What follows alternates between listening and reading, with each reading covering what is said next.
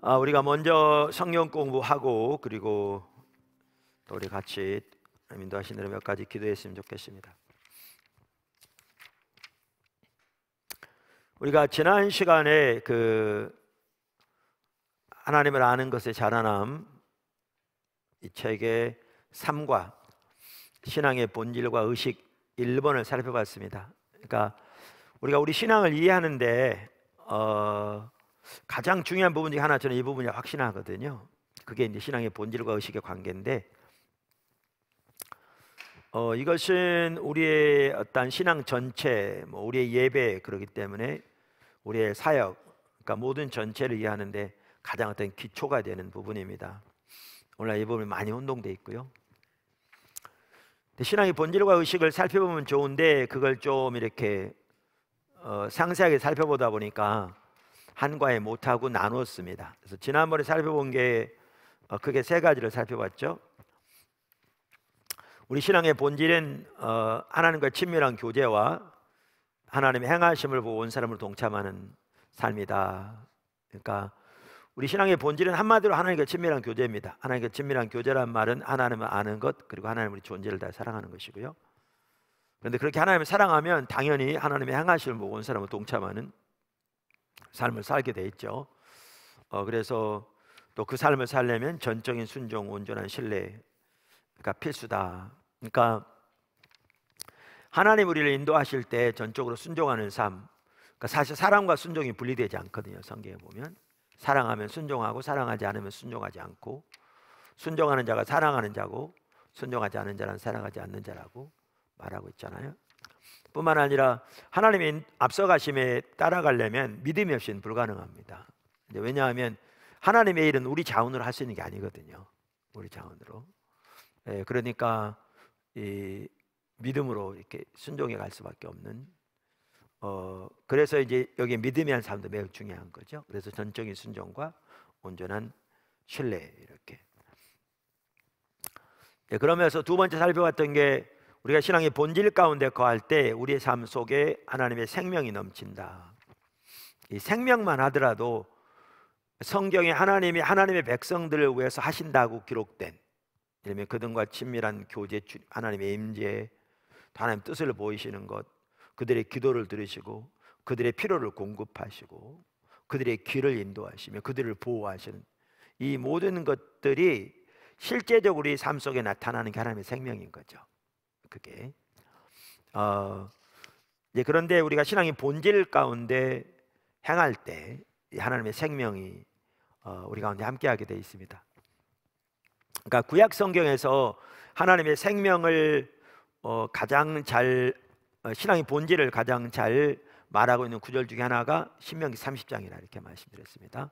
신명기 30장 15절부터 20절에 보면 특별히 그런데요. 우선 하나는 신명기는 두 번째 율법이라는 뜻입니다.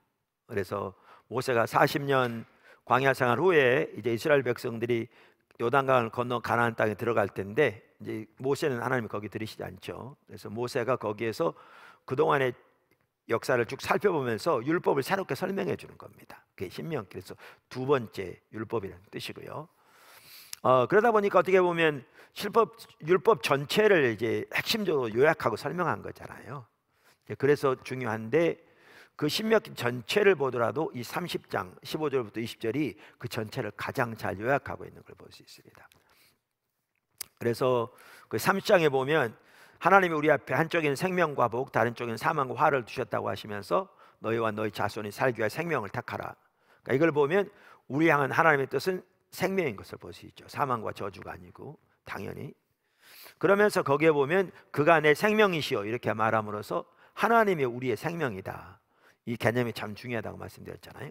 그래서 생명을 택하라는 말은 곧 하나님을 택하라는 말이죠. 그러면서 거기에 보면 이제 16절 20절에 보면 하나님을 택하는 길을 말하는데 각각 세 개씩 말해요. 그런데 이제 그 중에 하나는 겹쳐 있죠. 그래서 그것을 이제 거기 제가 5가지로 지난주 살펴봤는데, 하나는 하나님과 친밀한 교제라. 여기에 보면 우리말에는 그를 의지하라 20절에 그렇게 돼 있는데, 이게 히브리어로 다바크라는 단어로 착 달라붙어 있다. 친밀한 교제 안에 있다, 그런 뜻이라고요. 그래서 사실 주석들을 보면 다 이렇게 써 있습니다. 이렇게 써 있고요. 그 다음에 이제 하나님 우리의 존재를 다해 사랑하는 것. 그러니까 하나님을 사랑하는 것은 두 번 다 16절, 20절 두 번 다 나오고 두 번 다 가장 먼저 나오고요. 그러니까 이게 가장 중요한 걸 볼 수 있죠. 친밀한 교제 가운데 하나님 사랑하고, 그다음 하나님의 말씀을 지키는 것, 하나님의 길로 향하는 것, 하나님의 목소리를 청종하는 것.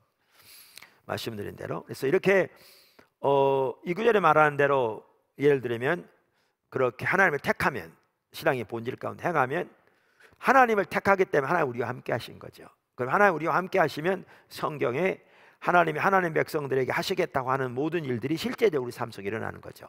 아브라함 삶 속에 일어난 것처럼, 모세의 삶 속에 일어난 것처럼, 다니엘의 삶 속에 일어난 것처럼, 모양과 정도는 다를지 몰라도 예수는 말할 것도 없고 바울의 삶 속에, 초대교회 삶 속에, 베드로의 삶 속에 함께한 것처럼 이렇게 함께하는데, 이게 하나님의 생명인 거죠. 이게 다른 말로 복인 거죠. 자, 그런데 우리가 이 신앙의 본질 가운데 행할 때 이 하나님의 생명이 넘친다. 그 다음에 세 번째는 이렇게 말하니까, 신앙의 본질을 말하니까 어떤 사람들 그러면 의식들은 안 중요하냐 이렇게 잘못 오해할 수 있는데, 성경이 명하는 의식들은 중요하다라는 걸 살펴봤고, 우리들 가운데 의식들마저 없다면 우리는 오래전에 하나님을 버린 것이다 라는 것을 살펴보았습니다.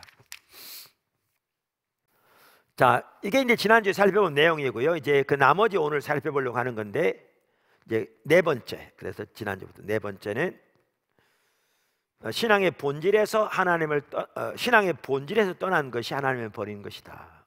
오늘 이제 사과, 신앙의 본질과 의식입니다. 그러니까 이 부분이 참 중요해요. 그러니까 오늘날 이 개념이 없기 때문에 우리의 어떤 영적인 상태를 너무나 많은 사람들이 이해하지 못해요. 자, 그 부분을 이제 살펴보면서, 여러분 집에 다 공부하고 오셨기 때문에 그 아래 작은 첫 번째, 의식들은 신앙의 본질을 위한 수단이다. 그러니까 지난번에 의식들이 중요하다고 그랬잖아요. 그러니까 의식들마저 우리에게 없다면, 그러니까 구약의 의식들이 있고 신약은 신약대로 다른 의식들이 있죠. 예배도 의식이고, 그러니까 사실 예배는 의식이 아닙니다. 예배는 우리의 모든 삶으로 또 우리 모여서 오직 하나님만을 높이고 그분께 찬사를 드리고 그분을 기뻐하는, 이게 이제 예배인데, 우리는 이제 예배 의식을 예배라고 잘못 생각하는 경우가 있죠. 그래서 제가 그렇게 표현하는데, 예배 자체는 의식이 아닙니다. 예배 자체는. 그러면 주일 대예배다, 이거는 예배 의식인 거죠. 예배 의식인 거죠. 그래서 이 의식들은 11조도 의식이고 헌금도 의식이고, 의식들은 중요하다고 말씀드렸는데, 그래서 우리에게 의식들마저 없다면 우리가 오래전에 하나님 버린 것이다. 성경을 보면 살펴봤는데, 왜 의식들이 중요한가? 하나는 의식들이 신앙의 본질을 위한 수단이기 때문에 중요합니다. 제가 의식을 얘기할 때 과거에 두 가지로 많이 표현했거든요. 하나는 결혼 반지다. 그건 그 다음에 나올 거고, 또 다른 하나는 의식은 그릇이다.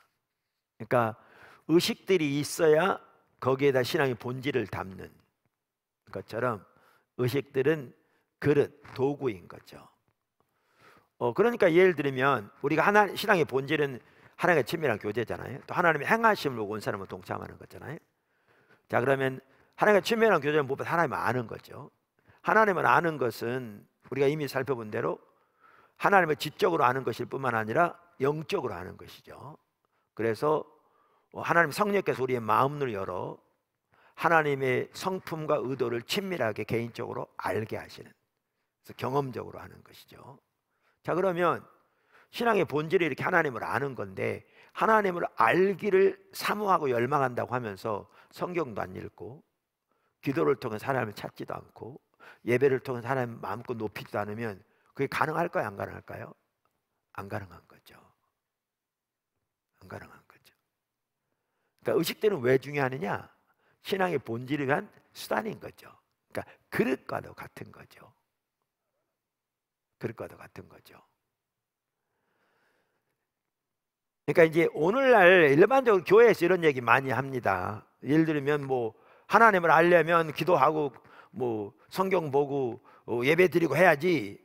근데 문제는 뭐냐 하면 이 두 개를 이렇게 구분하지 못하면 요 자체만 잘하면 그게 하나님을 아는 것으로 이렇게 잘못되는 거죠. 이게 중요함에도 불구하고 그건 그릇이거든요. 그 자체가 하나님과 친밀한 교제는 아닌 거죠. 본질은 아닌 거죠. 그러니까 이걸 통해 하나님의 성품과 의도를 친밀하게 알고 그분의 행하신 것 목적을 알아 그 가운데 함께하는 이 삶을 사는 게 본질인 거고, 이 삶을 위해 의식들이 중요한 거죠. 근데 아까도 말한 대로 이러한 부분들을 많이 강조하지만 이게 분리되지 않으면 요거 의식들 잘하는 자체가 신앙의 본질처럼 돼버리면 그건 완전히 옆으로 가는 거죠. 그러니까 성경 공부만 하더라도 성경 공부 중요합니다. 왜? 그릇이 있어야 담으니까. 그래서 우리가 모였잖아요. 근데 문제는 이건 그릇인데 그릇만 준비되면 뭐 하냐고요? 여기에 담겨져야죠. 그게 바리새인들이잖아요. 성경적인 지식은 뛰어났는데 우리가 이미 하나님을 아는 것이 지적, 영적, 도덕적, 경험적이 살펴본 것처럼 뛰어났는데 살아계신 인격체신 하나님과 어떤 인격적인 교제도 없는, 그분을 전혀 하나님의 관점에서 모르는, 이 부분은 오늘날 일반적으로 가려져 있는 거죠. 그냥 요거만 잘하면 그 자체가 신앙생활 잘하는 것처럼. 그럼 이게 잘하는 게 안 중요하냐? 그건 아니라고요. 말씀드린 대로. 이게 그래서 이 의식들은 왜 중요하냐? 신앙의 본질을 위한 수단이기 때문에 중요합니다. 이해하시죠? 네, 이 분리가 매우 중요합니다.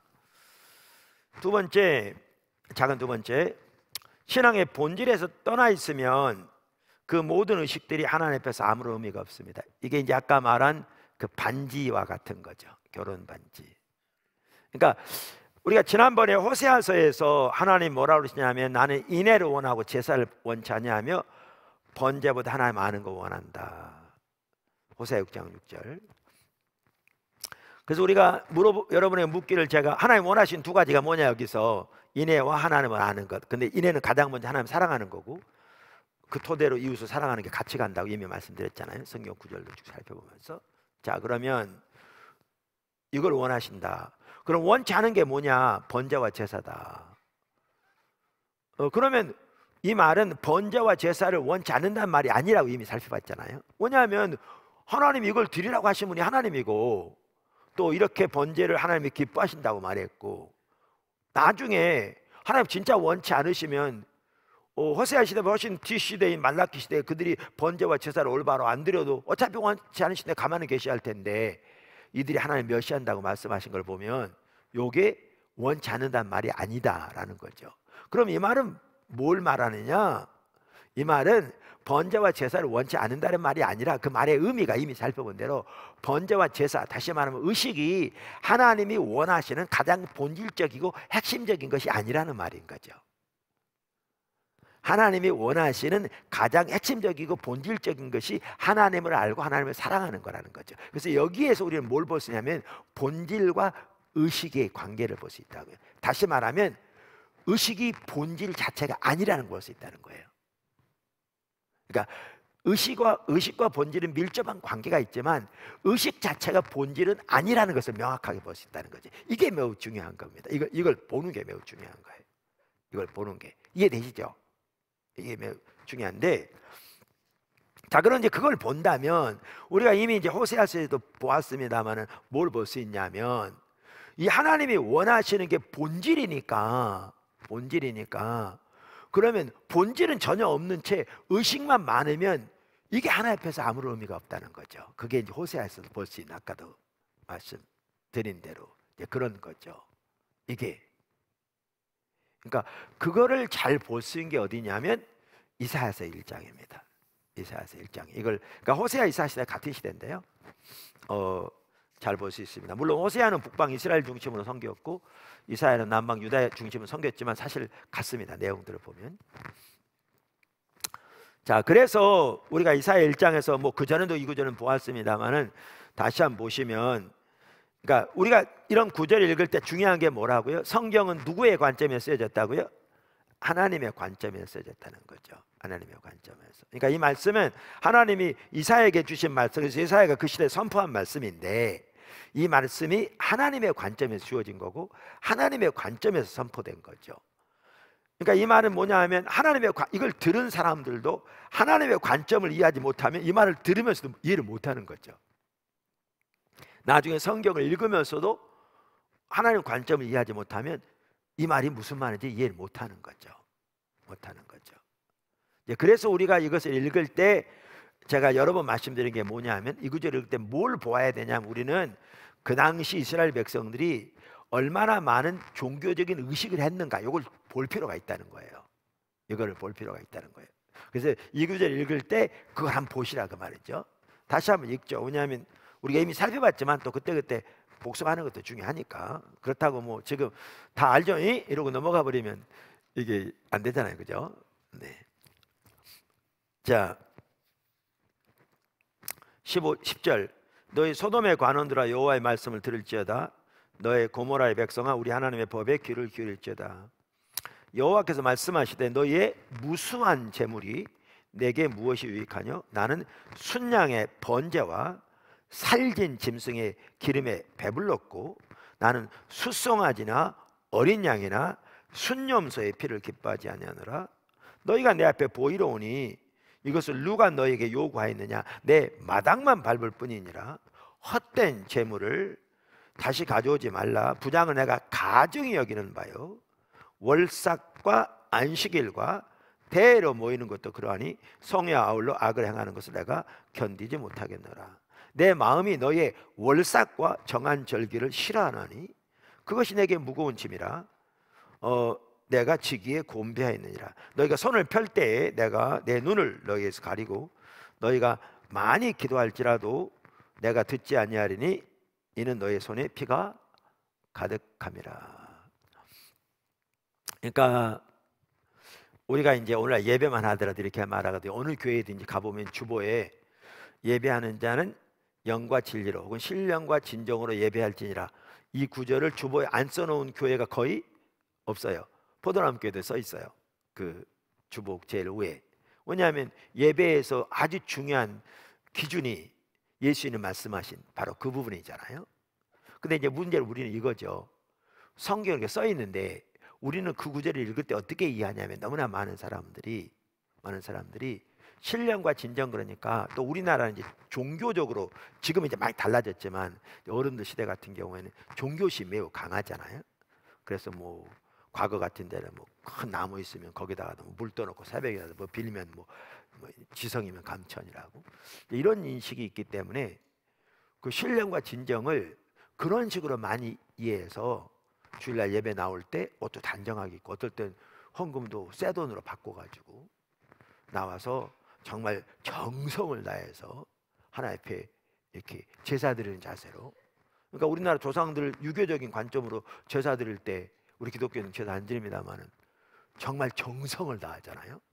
그런 식으로 하나님께 제사를 드리면, 예배 드리면 하나님 받으실 거라는 이런 이해를 가지고 그 구절을 그렇게 이해하는 거죠. 신령과 진정으로. 오늘날 너무나 많은 경우에 그러니까 예를 들면 너희가 입술로는 나를 존경하되 그 마음은 내게서 멀도다. 너희가 나를 헛되이 경배한다. 그러면 이런 거를 우리는 건성으로 드린 예배라고 생각하는 거죠. 이런 정성이 부족한. 그러니까 누가 와서 뭐 예배 시간에 반바지 입고 와가지고 껌이나 씩씩씩 앉아 있다가 축도하기도 전에 나가면 이게 무슨 신령과 진정으로 드리지 않고, 그러니까 그 예배가 옳다는 얘기는 전혀 아닌 거죠. 내 얘기는 이제 신령과 진정으로 드리는 예배를 그렇게 이해하기 때문에 그런 예배가 아닌 거를 이제 마당만 밟는 건성으로 드리는 입술 뿌린 예배라고 생각하는 거죠. 잘못. 근데 우리가 기억해야 할 것은 예수님이 바리새인들의 예배를 두고 그렇게 말씀하신 거거든요. 너희가 입술로 나를 존경하되 마음은 내게서 멀다.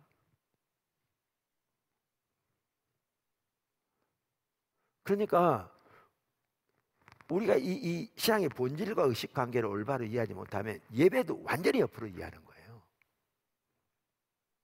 완전히 예배. 자, 제가 왜 바리새인 얘기를 갑자기 꺼냈냐면 그 마태복음 15장에 그 바리새인들에 대해서 예수님께서 그렇게 말씀하신 거죠. 예배에 대해서. 근데 그 구절이 어디 나온 구절이냐면요, 이사야서 29장에 나온 얘기일 겁니다. 그러니까 이스라엘 시대 예배와 똑같은 예배였던 거죠. 그 예배가 똑같은 예배. 한번 제가 지금 제 기억에서 나온 얘기라 자세히 보시면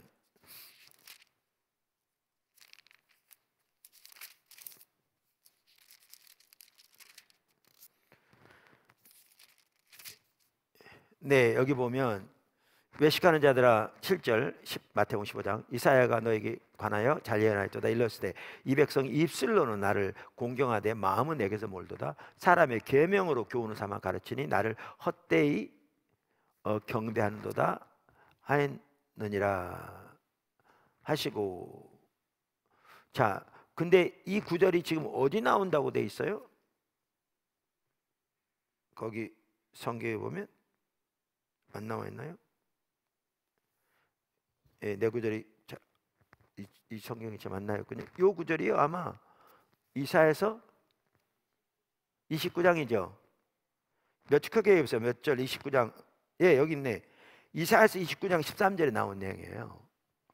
그러니까 쉽게 말하면 이게 지금 바리새인들이 한 말인데, 바리새인들의 예배와 이사야 시대 예배가 정확하게 똑같았다는 얘기예요. 지금 똑같다는 얘기예요.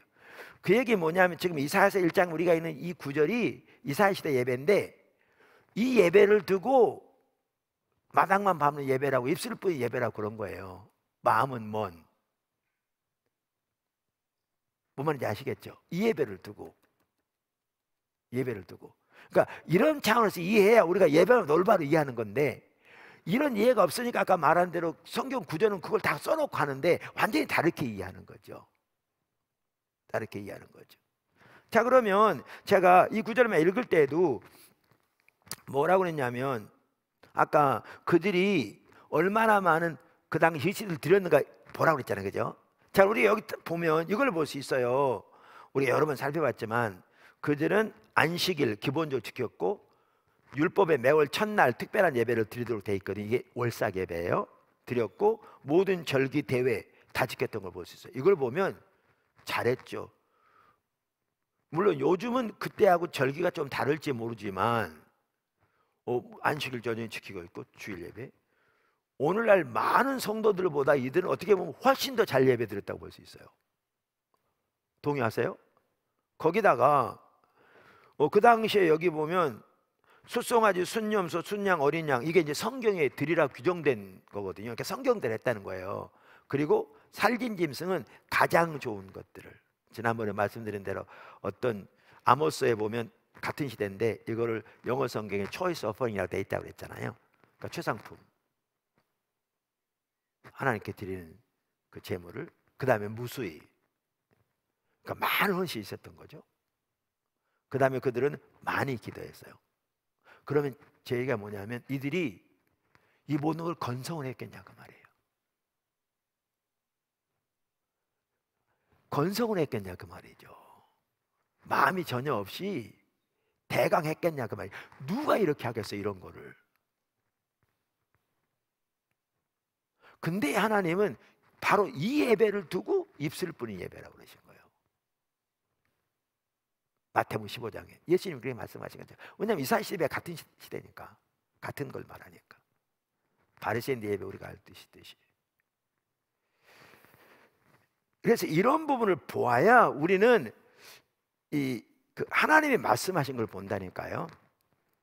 자, 그러면 이렇게 정성을 다해서 정말 많은 희생과 제사와 의식들을 아마 힘을 다해서 했을 겁니다. 정성을 따지면 타협 추종을 불안할 만큼 했을 겁니다. 너무나 당연하죠. 바리새인들 보아도 할 수 있고 했을 텐데, 그 예배를 두고 주님이 이렇게 말씀하신 거거든요. 소돔 백성 고모라의 백성이다. 그 다음에 그 예배만 하더라도 하나님이 뭐죠? 기뻐하지 않는다. 내 앞에 보이러 온다. 마당만 밟는다. 헛된 재물 내가 가증히 여기는 바다. 내가 견디지 못하겠다. 내가 싫어한다. 영어 성경에 보면 많이 있는 경우에 hate라고 번역되어 있는데 내가 증오한다. 보세요. 이렇게. 그러니까 제 말이 그 말이에요. 뭐냐 하면 아까 하나님의 관점에서 이렇게 봐야 된다고 그랬는데 그 당시 이스라엘 백성들 경우에 율법에 규정된 대로 그 절기들을, 그 규정된 제물들을, 가장 좋고 살진 것들을 무수히 드리고 많이 기도했는데 성경대로 드리는 이 제사와 예배를 하나님이 이토록 싫어하신다 그러니까 이 말을 알아들었겠어요? 못 알아들었겠어요?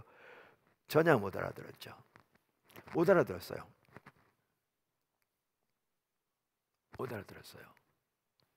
아니 알아들었으면 이사야를 톱으로 켜 죽였겠냐고요. 못 알아들었죠.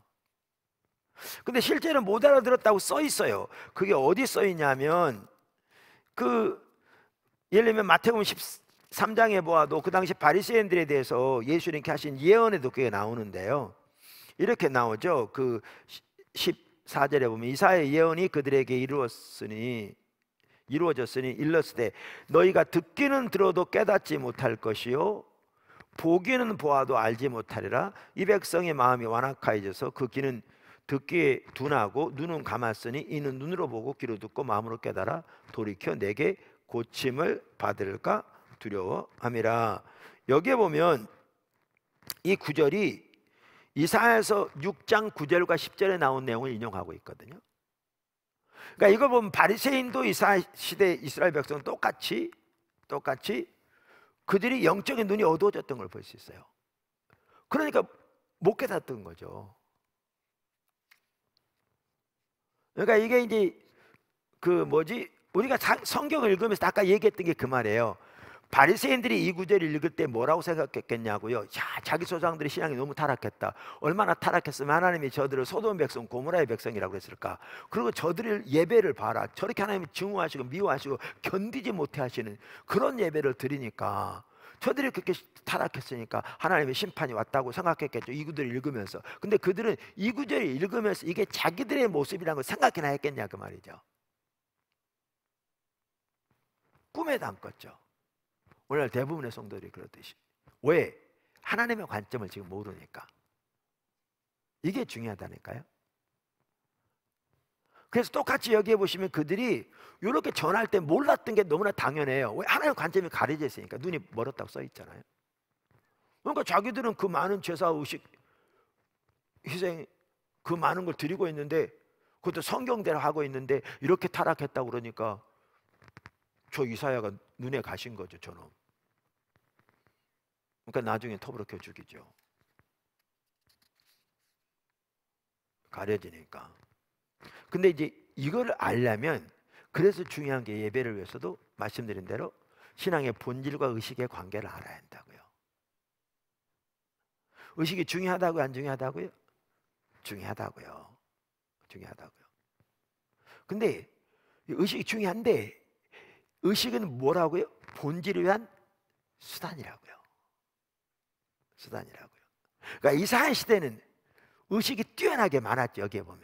근데 그 당시 문제가 뭐였어요? 그들이 신앙의 본질에서 떠나 있었어요. 그러니까 제가 아까 뭐라고 그러냐면 의식은 그릇이라 그랬는데 그릇은 그렇게 비유한다면 그릇은 너무나 좋고 크고 잘 됐는데 그릇이 비어 있었어요. 하나님은 그 그릇을 원하는 게 아니었는데 그릇 중요하지만 그런 셈인 거죠. 그러면 이사야 시대만 하더라도 그들이 신앙의 본질에서 떠나 있었던 걸 어떻게 알 수 있느냐? 그거요. 호세아서 4장 1절만 보아도 알아요. 호세아 4장 1절. 그 호세아 4장 1절이 이사야 시대와 같은 시대거든요. 이따 보면 알겠지만 호세아 장 1절에 말하죠. 이스라엘 자손들아 여호와의 말씀을 들으라. 여호와께서 이 땅 주민과 논쟁하시나니 이 땅에는 뭐요? 진실도 없고 인애도 없고 하나님을 아는 지식도 없다. 자, 이제 이해가 돼서요. 신앙의 본질에 떠난 거예요. 그러니까 호세아 6장 6절 하나님 말씀하신 게 그거예요. 나는 인애를 원하고 제사를 원치 아니하며 번제보다 하나님 아는 거 원한다. 이 말은 뭐냐면 그 당시에 의식은 너무나 많았는데 정작 중요하고 하나님 원하시는 가장 핵심이고 본질인 하나님을 알고 존재를 다 사랑하는 하나님과 친밀한 교제, 그리고 거기에는 뭐가 같이 가냐면 하나님 행하시는 보고 온 사람을 동참하는 사람이 같이 가고, 당연히 거기에는 하나님의 길로 향하는 사람이 같이 가죠. 신명기 30장처럼 이 삶에서 떠나 있었던 거죠. 그러니까 호세아 6장 6절에 나는 내가 원하는 건 이 의식이 아니라니까, 그 얘기죠. 이게 안 중요하다는 얘기가 아니고, 여러 번 말씀드린 대로 내가 원하는 건 너희가 나를 알고 나 사랑하는 거라니까, 이 얘기죠. 이 얘기인 거죠. 그래서 우리가 여기서 볼 수 있는 게 뭐냐면 이처럼 의식은 중요하지만 그 자체가 본질이 아니고 본질을 위한 수단이기 때문에 의식이 아무리 많아도 그들이 삶에서 신앙의 본질에 떠나 있으면 이 의식들이 하나 앞에는 아무런 의미가 없는 거예요. 제가 그래서 이제 의식과 본질의 관계를 얘기할 때 아까 그릇으로 비유하기도 하고, 어떨 때는 결혼 반지를 한다고 그랬잖아요. 말라키 시대에는 의식마저도 없었잖아요. 우리가 이미 지난주 살펴본 것처럼. 그럼 뭐가 같냐면 100억대 재산을 가진 신랑이 신부와 결혼하면서 당신은 나의 산소고 뭐 별소리 다 하는데 당신은 못 살아 그러는데, 지는 결혼하면서 이미 페라리 한 대 있는데 결혼 기념으로 페라리 또 다른 색깔 하나 또 뽑았어. 5억 주고. 근데 아내 신부 결혼식에 그 부자가 결혼한다 그러면서 14K짜리 반지 하나 사줬어. 결혼 기념으로. 결혼 반지로. 그럼 결혼하겠어요? 그런 남자하고? 이게 아니 반지를 보고 결혼하나요? 아니요. 그렇지만 반지가 그 마음을 드러내는 거잖아요. 아까 말한 대로 결혼 안 하죠. 이게 말라키 시대예요. 의식마저 없는. 좋은 건 자기가 다 갖고 어차피 쓸모없는 가난하게 드리는. 근데 이사야 시대는 어떤 시대냐면요, 그런 신랑이 예를 들면 있다 그러면 신랑이 신부를 위해서 다이아몬드 반지를 사줬어요. 큰 걸 다이아몬드. 자랑거리죠. 친구들 앞에 갈 때마다 보이고. 문제는 이놈 신랑이 바람 피워. 그러면 이 반지가 의미가 있겠냐고요. 그게 이사야 시대예요. 의식은 많은데 삶은 하나님을 버린 우상숭배.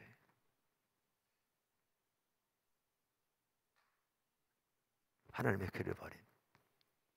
그게 이사야 시대예요. 그게 이사야 시대예요. 그래서 우리 여기서 볼 수 있는 게 신앙의 본질에서 떠나 있으면 그 모든 의식들이 하나님 앞에서 아무런 의미가 없다. 그러니까 어떤 분은 이런 분도 있더라고요. 저한테 직접 얘기 안 하니까 누가 얘기인지도 모르겠고요. 알 필요도 없어요. 또 얘기하다 보면 이제 이런 얘기들이 저한테 들려오는데, 뭐 오이코스도 그랬다는 거예요. 어차피 신앙의 본질에서 떠나 있으면 의식들이 하나님 앞에 의미가 없다는데, 뭐 어차피 하나님도 안 받을 때 내가 뭐 헌금하냐, 차라리 안 하지. 그런 사람이 있대요. 제가 어느 지역에 교사 선교회 과거에 집회인 하루 설교 이틀 하는데 하루는 또 뭐 다른 분 초청하고 이튿날 저를 초청해서 갔는데 신앙의 본질과 의식 나눴죠. 근데 끝나고 나오니까 어떤 사람이 들으라고 그러더라고요.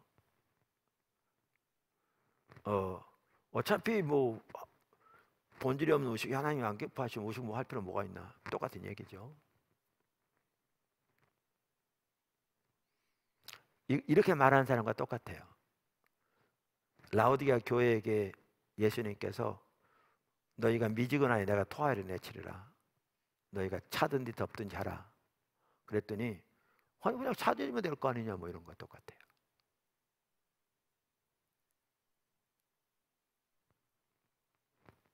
그러니까 전혀 하나님 앞에 정직하게 대면하고 자기 영적인 상태를 하나님의 말씀으로 직면하면서 돌이킬 의도 자체도 없는 너무나 교만한 말들인 거죠. 그 말들이.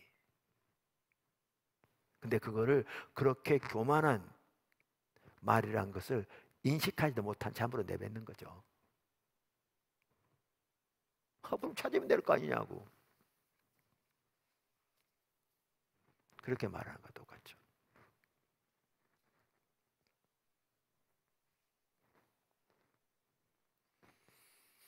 그러면서 작은 세 번째, 이게 참 중요한데요.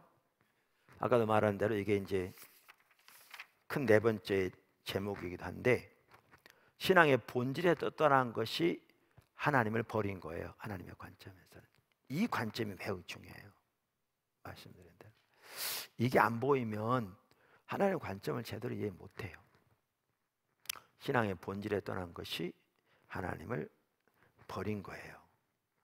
자, 아까 이사야 시대 우리가 그 1절 10절부터 봐도 그 많은 의식들을 들었잖아요. 그죠? 우리 이미 보았잖아요.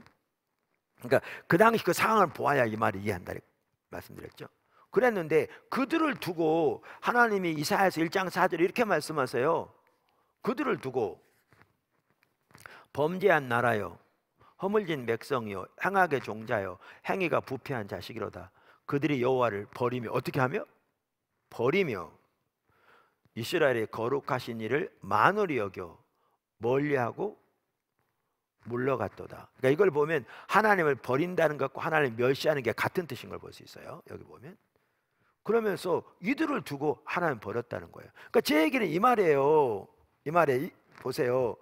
이스라엘 시대 그들의 관점에서 본다면, 그 이스라엘 백성들의 관점에서 본다면, 아까 성경이 말한 대로 안식일, 월삭 모든 대절기를 그렇게 철저히 지키고 하나님 앞에 나올 때 그냥 나오지 않고 성경에 규정한 제물들을, 그것도 가장 좋은 것들을, 흠없는 것들을 무수히 드리고 많이 기도했는데 하나님이 너희가 하나님을 버렸다. 그래 이해가 되겠냐고요, 이 말이.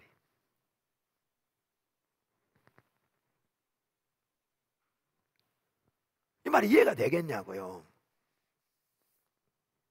그러니까 우리가 오늘날 뭐가 문제냐면요, 우리는 그러니까 의식들을 전혀 안 한, 그러니까 오늘날로 말하면 이제 교회도 나오도 요즘 교회도 안 나와. 뭐 헌금 안 하는 거 말할 것도 없고 안 나오고. 근데 어떻게 얘기 들으니까 뭐 다른 종교로 갔대, 무슨 남매오랑교회로 갔대나 뭐 갔대.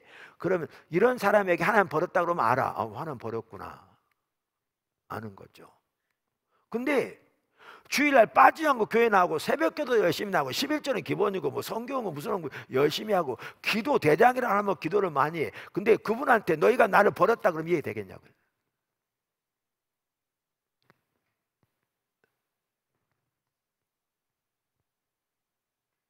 이해할 수 있겠냐고요. 근데 이사야 시대는 바로 오늘날로 말하면 그런 상태인데 그들에게 하나님 버렸다라고 지금 말씀하신 거거든요. 그러니까 그들이 알아들을 수가 없는 거죠. 아까 말한 대로 못 알아들어요. 오늘날 대부분의 성도들이 이 관점에서 자신을 못 보는 것처럼 못 알아들어요. 근데 하나님은, 그러니까 당연히 의식도 없다 하나님 버린 거죠. 아까 말한 대로. 근데 하나님 관점에서는 하나님 버리는 게 훨씬 그 이전에 시작돼요. 훨씬 그 이전에. 그러니까 아무리 종교적 의식이 많다 할지라도 삶이 신앙의 본질에 떠나면 그게 하나님 버린 거예요. 하나님 버린 거예요. 그래서 그 헨리 블랙가비 목사님도 그 하나님을 경험하는 삶의 저자, 그분이 하나님과 신선한 만남의 책도 썼는데 아주 귀해요. 얇지만 저하고 정확하게 똑같은 이해를 가지고 있어요. 근데 그분도 이렇게 말해요. 하나님으로부터 멀어지는 것은 활동과는 무관합니다. 그것은 당신의 마음이 급진적으로 이동하는 것과 상관이 있습니다. 그러니까 하나님 떠난다, 버린다는 것은 마음에서 시작된다는 거예요.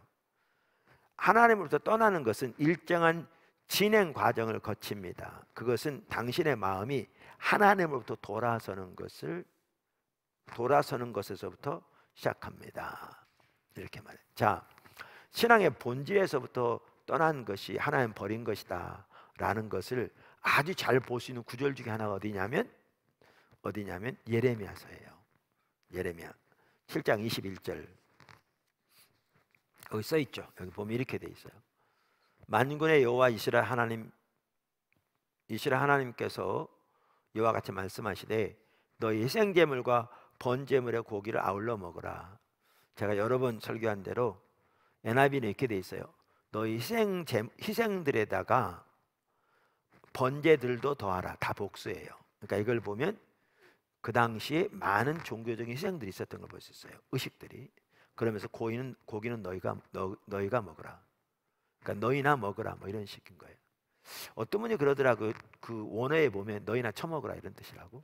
그러니까 하나님 안 받으신 거죠. 니네나 시켜 먹으라, 뭐 이런 뜻인 거예요. 그러니까 의식들은 많았는데, 예, 그 뭐죠?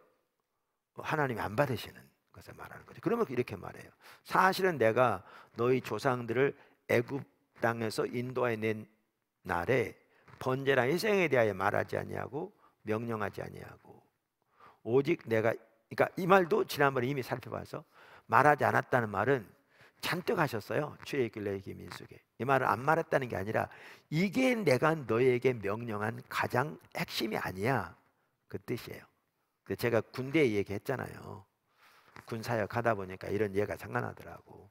사단장님이 병사들의 애국심을 고취시키기 위해서 애국가 4절까지 외우라고 명령을 내렸어요. 그러니까 뭐 대대, 중대, 소대 뭐 해가지고 4절까지 외우느라고 난리예요. 그래가지고 뭐 경연대를 하고.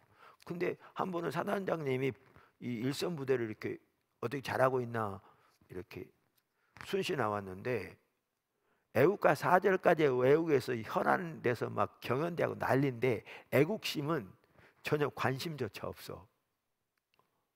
그럼 어떻게 되겠어요? 사단장님 눈이 뒤집히겠죠. 아니, 사단장님은 애국심을 고취시키기 위해서 이렇게 하라고 그랬는데 이들은 요 하는 일에는 그야말로 사단장님 말씀대로 이거 하느라고 뭐 난리를 피우는데 애국심은 관심조차 없다면 눈이 뒤집히겠죠. 그럼 내가 그분이 그러겠죠. 내가 언제 애국가 4절까지 외우라고 그랬냐 그러겠죠. 똑같은 말이에요. 의식 잔뜩 명령하셨어요. 지금 안 했다는 말은요, 안 하셨다는 말이 아니에요. 지금 똑같은 이해를 든 거예요. 그게 내가 명령한 핵심이 아니야, 그 뜻이에요. 그럼 뭐를 핵심으로 명령하셨냐? 바로 그 다음 절에 나와요. 바로 그 다음 절에 오직 내가 이것을 그들에게 명령하여 이르기를 너희는 내 목소리를 들으라. 그리하면 나는 너희 하나님이 되겠고 너희는 내 백성이 되리라. 너희는 내가 명령한 모든 길로 걸어가라. 그리하면 복을 얻으리라 하였으나. 여러분 이걸 보면요, 이게 신명기 30장 15절에서 20절에 나오는 고마로 그대로 말한 걸 볼 수 있어요. 여기 보면. 그러니까 이걸 보면 성경도 신명기 30장 15절에서 20절이 우리 신앙의 가장 본질, 하나님이 이스라엘 백성을 애굽에서 건져낼 때 그들에게 명령하신 가장 핵심인 것을 명확하게 말해줘요. 선지자들 교회 살펴보면서 학자들도 정확하게 똑같은 얘기를 하고 있는 거 보셨어요. 자, 그런데 그 다음 절 읽어보시면 뭐라고 그래요? 그들이 순종하지 아니하며 귀를 기울이지도 아니하고 자신들의 악한 마음의 꾀와 완악한 데를 향하여 그 등을 내게로 돌리고 그 얼굴을 향치 아니하였으며 너희 조상들이 애굽 땅에서 나온 날부터 오늘까지 내가 내 종 선지자들을 너희에게 보내되 끊임없이 보내었으나 너희가 나에게 순종하지 아니하며 귀를 기울이지 아니하고 목을 곧게 하여 너희 조상들보다 더 악을 더 행하느냐. 여기 보면 이걸 볼 수 있어요. 아까 말한 의식은 많았죠. 그 후에 보면 또 안식일 날 하나님이 자기 이름을 두시겠다고 맹세하신 예루살렘 성전에 성대한 예배가 드렸던 거 볼 수 있어요. 의식이 많았어요. 그랬는데 하나님이 이스라엘 백성들을 애굽에서 건져낼 때부터 그들에게 명하신 가장 핵심, 본질, 중요한 것이 예를 들면 신명기 30장 15절부터 20절이에요. 하나님을 택하라고. 근데 의식은 많은데 우리가 여기 본 대로 이 본질에서 떠나 있어요. 그래 안 그래요? 그러니까 이 의식이 하나님 앞에 의미가 있어요, 없어요? 없는 거죠. 그리고 그들에게 하나님 뭐라고 하시느냐? 그들에게 예레미야 2장 13절 이렇게 말해요. 이 백성이 두 가지 악을 행하였나니 곧 생수의 근원되는 나를 어떻게 한 것과 버린 것과 스스로 웅덩이를 판 것인데 그것은 그 물을 가두지 못할 터진 웅덩이라. 이런 상태인데 하나님은 그들에게 뭐라고 그러냐? 너희가 나를 버렸다고 그러세요. 그러니까 우리가 하나님의 관점에서 보면 여기도 명확한데 신앙의 본질에 떠나는 것이 하나님을 버린 거예요. 보이세요? 근데 이제 이 말이에요. 그들의 입장에서 본다면 아니 안식일에 그 많은 제사를 드리고 7장 1절부터 보면 알 수 있거든요. 그 많은 제사를 드리고 이 많은 번제, 이 많은 희생, 이 많은 기도를 드리는데 자기들에게 하나님 버렸다 그러니까 이 말이 이해가 돼야 안 돼요? 안 되는 거죠. 이사야 시대와 똑같은 거죠. 똑같은 거죠. 그러니까 이제 이게 어려운 게 그거예요. 예레미야 시대는 이사야 시대보다 후 시대잖아요. 그러니까 이사야 시대 그 시대를 두고 하나님이 이사야서 1장에 우리가 그렇게 보았잖아요. 강력하게 말씀하셨잖아요. 그런데 이들은 동일한 일이 그 시대에 일어나고 있으면서도 이사야 시대 그 하나님이 왜 그렇게 그들에게 말씀하셨는지 이걸 전혀 이해하지 못하니까 이게 자기들의 모습인 걸 모르고 있는 거죠. 똑같은 상황이 있는데 그들의 바리새인들 뭐 계속 나와서 죄송한데 예레미야에서 너무너무 잘 알았을 거거든요. 같은 시대예요. 같은 상황이에요. 그래서 그 시대에 심판이 왔잖아요. 바리새인들만 하더라도. 근데 이게 자기들의 얘기인지 몰랐어요. 오늘날도 그런 경우가 많아요. 그러니까 여기 보면 명확한 게 두 번 다 신앙의 본질에 떠난 것이 하나님을 버린 거예요. 신앙의 본질에 떠난 것이 하나님을 버린 거예요. 할렐루야. 그러니까 잘 이해하시면요. 자, 그럼 이제 큰 다섯 번째, 신앙의 본질에 떠나면 우리의 삶은 반드시 하나님의 법을 버리게 돼 있습니다. 그러니까 제가 이건 추가로 설명을 한 건데요. 성경에 보면 우리 신앙의 본질에 떠나는 것이 곧 뭐 하는 거라고요? 하나님 버린 거라고. 그러면 이제 어떤 분들은 이제 질문할 수 있어요. 아니 종교적인 의식들이 그렇게 많은데 왜 하나님은 신앙의 본질에 떠난 것을 하나님을 버린 것이라고 이해하느냐? 하나님 너무한 거 아니냐? 뭐 이런 여러 가지 질문할 수 있어요. 그래서 이제 추가로 제가 설명한 건데요. 그게 뭐냐하면 신앙의 본질에 떠나면 우리 삶은 하나님의 법을 버리게 돼 있어요. 그러니까 실제로 하나님 떠난 거예요. 사람은 예외가 없어요. 한 명도 예외가 없어요. 그러니까 신앙에서 본질에 떠난 자체가 삶이 하나님 버린 걸 의미하는 거죠. 그러니까 신명기 3장만 하더라도 우리가 이미 살펴본 대로 뭐죠? 하나님의 친밀한 교제 가운데 하나님 존재를 사랑하고 하나님의 말씀을 지키고 하나님의 길로 향하여 하나님의 목소리를 청종하는 거라고 했잖아요. 그러니까 이 삶에 떠나는 거니까 이 자체가 하나님의 법을 버리는 거잖아요. 그죠? 그런데 신앙의 본질은 하나님과 친밀한 교제라고 그랬잖아요. 하나님 친밀한 교제는 무엇보다 하나님 알고 하나님 사랑하는 거라고 그렇게 표현했는데 이 하나님과 친밀한 교제에 떠나면 당연히 우리의 삶은 하나님의 법을 버리게 돼 있어요. 그러니까 성경은 신앙의 본질에 떠난 것을 하나님을 버린다고 말씀하세요. 자, 여기 몇 구절 볼게요. 여기 성경 구절이 있죠. 이사야서 1장 4절 슬프다 범죄한 나라여 허물진 백성이요 행악의 종자여 행위가 부패한 자식이로다. 그들이 여호와를 버리며 이스라엘의 거룩하신 이를 만으로 여겨 몰량물로 갖다다. 하나님 버렸다 그랬잖아요. 아까. 근데 여기 보면 그들의 삶이 하나님 버린 걸 볼 수 있죠. 호세아와 같은 시대인데요. 호세아 4장 6절 내 백성이 지식이 없으므로 망하는도다. 그러니까 하나님을 아는 지식에 떠나는 게 심판이 오는 거죠. 그게 하나님 버린 거니까. 내가 지식을 버렸으니 나도 너를 버려 내 제사장이 되지 못하게 할 것이요 내가 내 하나님의 율법을 잊었으니 나도 내 자녀를 잊어버리라. 여기 보면요, 우리가 하나님을 아는 지식을 떠나면 하나님의 율법을 잊게 돼 있어요. 하나님 법을 버리게 돼 있어요. 여기 그러니까 이사야 시대는 하나님 버린 시대였는데 여기 보면 호세아 이사야 같은 시대인데 하나님을 아는 지식에 떠나니까 하나님의 율법을 잊었다 이렇게 돼 있잖아요. 잊었다.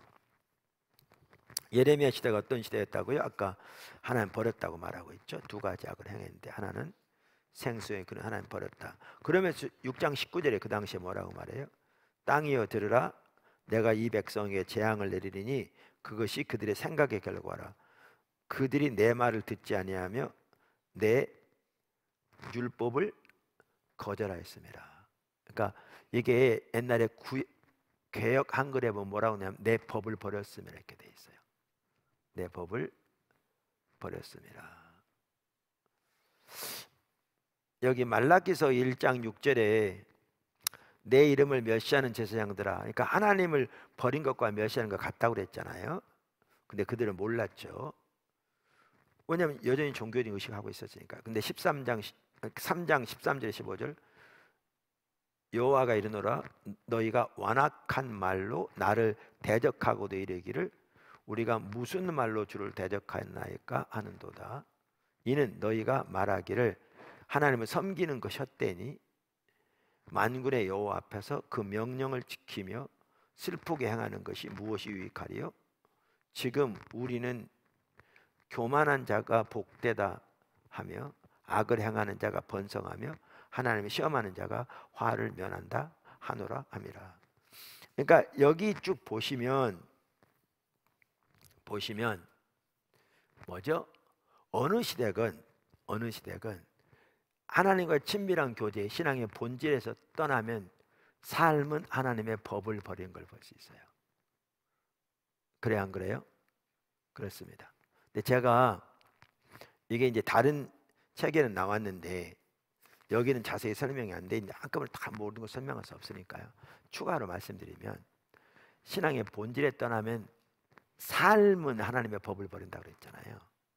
이 말이 중요합니다. 삶은. 그러니까 아까 호세아서를 두고 호세아서의 그 시대를 두고 하나님 뭐라 하냐면 너희가 율법을 잊었다고 돼 있잖아요. 그렇죠? 그럼 바리새인들이 이 구절을 읽을 때 어떻게 생각했을까요? 자기 조상들이 율법을 잊었으니까 심판이 오는 게 당연하다고 생각했겠죠. 근데 자기들은 율법을 암송하고 묵상하는 것이 자기들 직업인데 자기들이 율법을 잊었다고 생각했을까요? 안 했겠죠. 그러니까 여기서도 이 말의 의미를 올바로 이해하지 못하면 이 말하는 바를 전혀 이해하지 못하는 거예요. 그러니까 성경은 하나님의 관점에 쓰여졌으니까 성경에 그렇게 써 있으니까 그들이 잘못된 건 알아요. 성경에 써 있으니까. 문제는 이 말이 무슨 뜻인지를 모르면 자기들이 똑같은 상태에 있으면서도 자기가 그렇다는 걸 몰라. 똑같이. 여기 잊었다는 것은요. 잊었다는 것은 뭐죠? 지적으로 율법을 더 이상 연구하지 않고 공부하지 않았다는 말이 전혀 아니에요. 혹은 아닐 수 있어요. 아닐 수 있어요.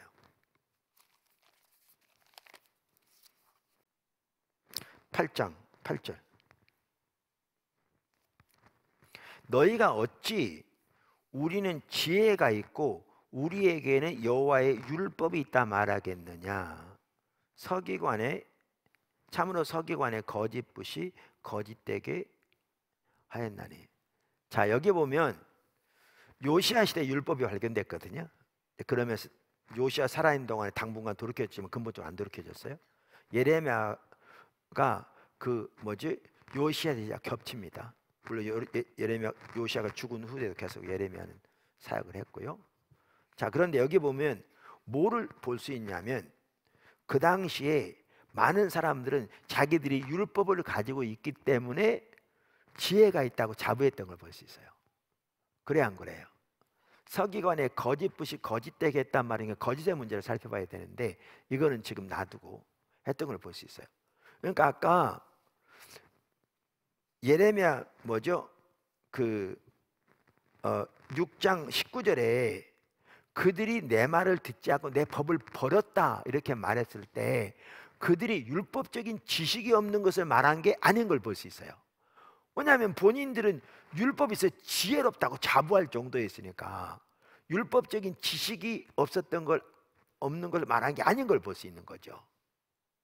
아닌 걸 볼 수 있는 거죠. 이스라엘 시대와 마찬가지일 거고요. 그러니까 특별히 우리가 이 부분을 볼 수 있는 게 누구냐면 바리새인들이에요. 바리새인들. 아까 그들은 이사야서 호세아서 예레미야서를 잘 알았으니까 그 시대마다 하나님 법을 버렸다. 또 율법을 잊었다. 이렇게 돼 있으니까 당연히 그들은 자기 조상들이 하나님 법을 버렸기 때문에 심판이 왔다고 생각했겠죠. 근데 자기들은 아까도 말한 대로 율법을 연구하고 묵상하는 게 자기들의 직업이었으니까 자기들이 하나님의 법을 버렸다고 생각했겠냐 그 말이죠. 안 했겠죠. 근데 예수님은 그들에게 뭐라고 그러셨느냐? 요한복음 5장 이렇게 말했어요. 이거 바리새인들이 한 말이거든요. 그 문맥을 보시면 5장 마지막 절 이렇게 말했어요.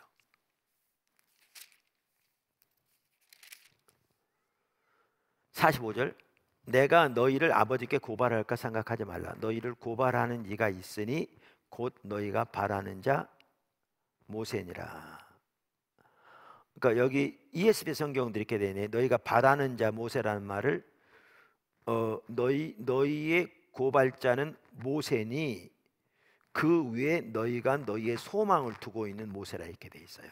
그러니까 율법을 말하는 거죠. 그러니까 바리새인들은요 율법 위에 모세 위에 자기의 소망을 두고 산다고 자부했어요. 그러니까 율법을 연구하고 묵상했어요. 그렇게 그러면서 46절 모세를 믿었더라면 또 나를 믿었으리니 이는 그가 내게 대하여 기록하였습니다. 이 말은 그들이 모세를 믿었다는 말이에요, 안 믿었단 말이에요? 안 믿었단 말이죠. 그러니까 율법을 안 믿었단 말이죠.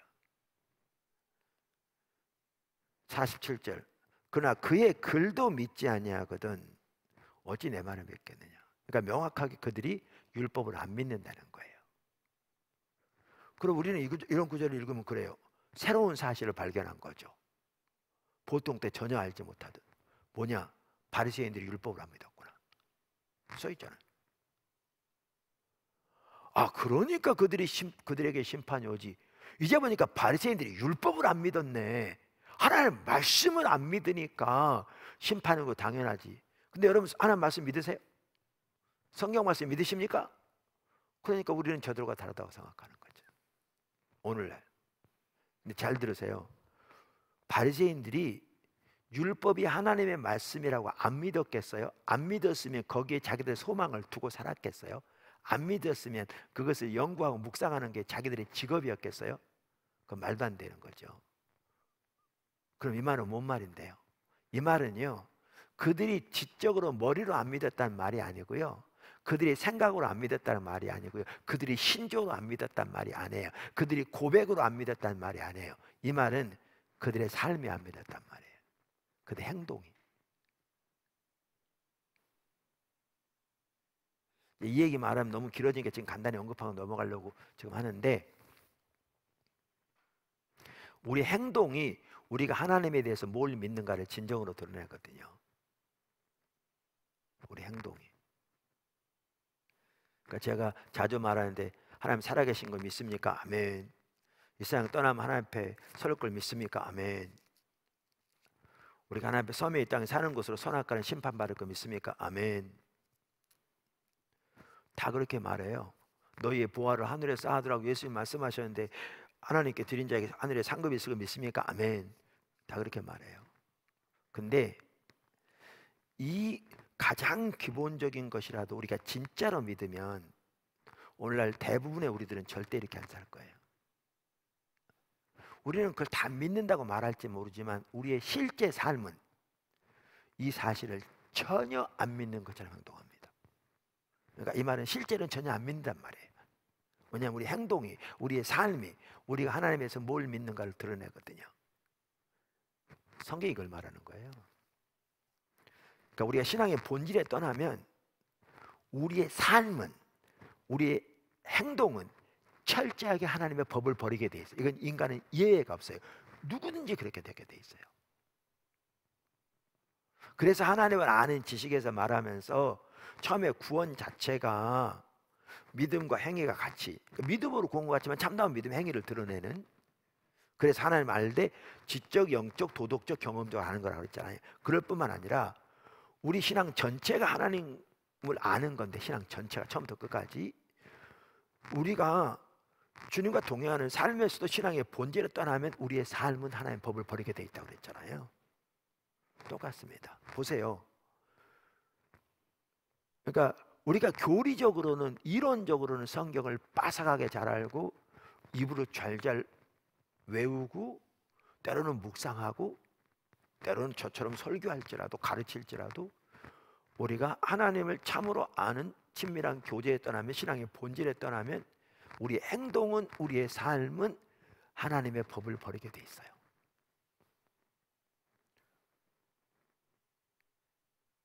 그러니까 성경은 신앙의 본질에 떠난 것을 하나님 버린다고 그래요. 그렇기 때문에 실제로 버리는 거거든요.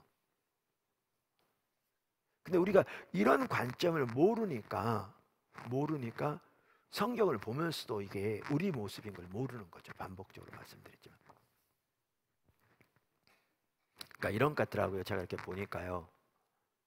이런 것 같더라고요. 예수님이 우리를 나무에 비교했거든요. 그러면서 그 나무는 열매를 보고 한다고 그랬어요. 그러니까 우리의 신앙이 하나님과 관계에 지금 어떤 상태인가는 열매를 보고 하는 거예요. 근데 열매가 여러 가지가 있을 수 있는데요. 우리의 말, 우리 행동, 어떤 상황에서 우리가 내리는 결정, 이 하나하나가 열매예요. 근데 이 열매는 우리가 얼마나 많은 성경적인 지식을 가지고 있느냐, 여기에 따라 달려있지 않고요. 전혀 안 달립니다. 열매는 전혀 그게 안 달립니다. 바리새인 보아도 할 수 있고요. 전혀. 이 열매는 우리가 현재 가지고 있는 하나님과의 관계만큼 따라옵니다. 이렇게.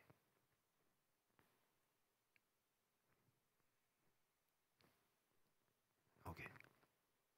그래서 우리가 하나님을 찾지 않으면 금방 영적인 눈이 어두워져서 우리가 하는 말, 우리가 내리는 결정, 우리가 하는 행동은 철저하게 하나님의 길을 떠난, 하나님의 법을 떠난, 하나님 중심적이 아니고 자기 중심적인, 그렇게 하게 돼 있습니다. 인간의 이해가 없습니다. 그래서 하나님을 떠나는 것을 마음에 일어나는 행동이라고 헨리 블랙가비도 말하고, 신앙의 본질에 떠나는 것이, 그게 하나님을 성경적인 용어를 빌자면 버리는 것입니다. 성경적인 용어를 말하면 버리는 것입니다.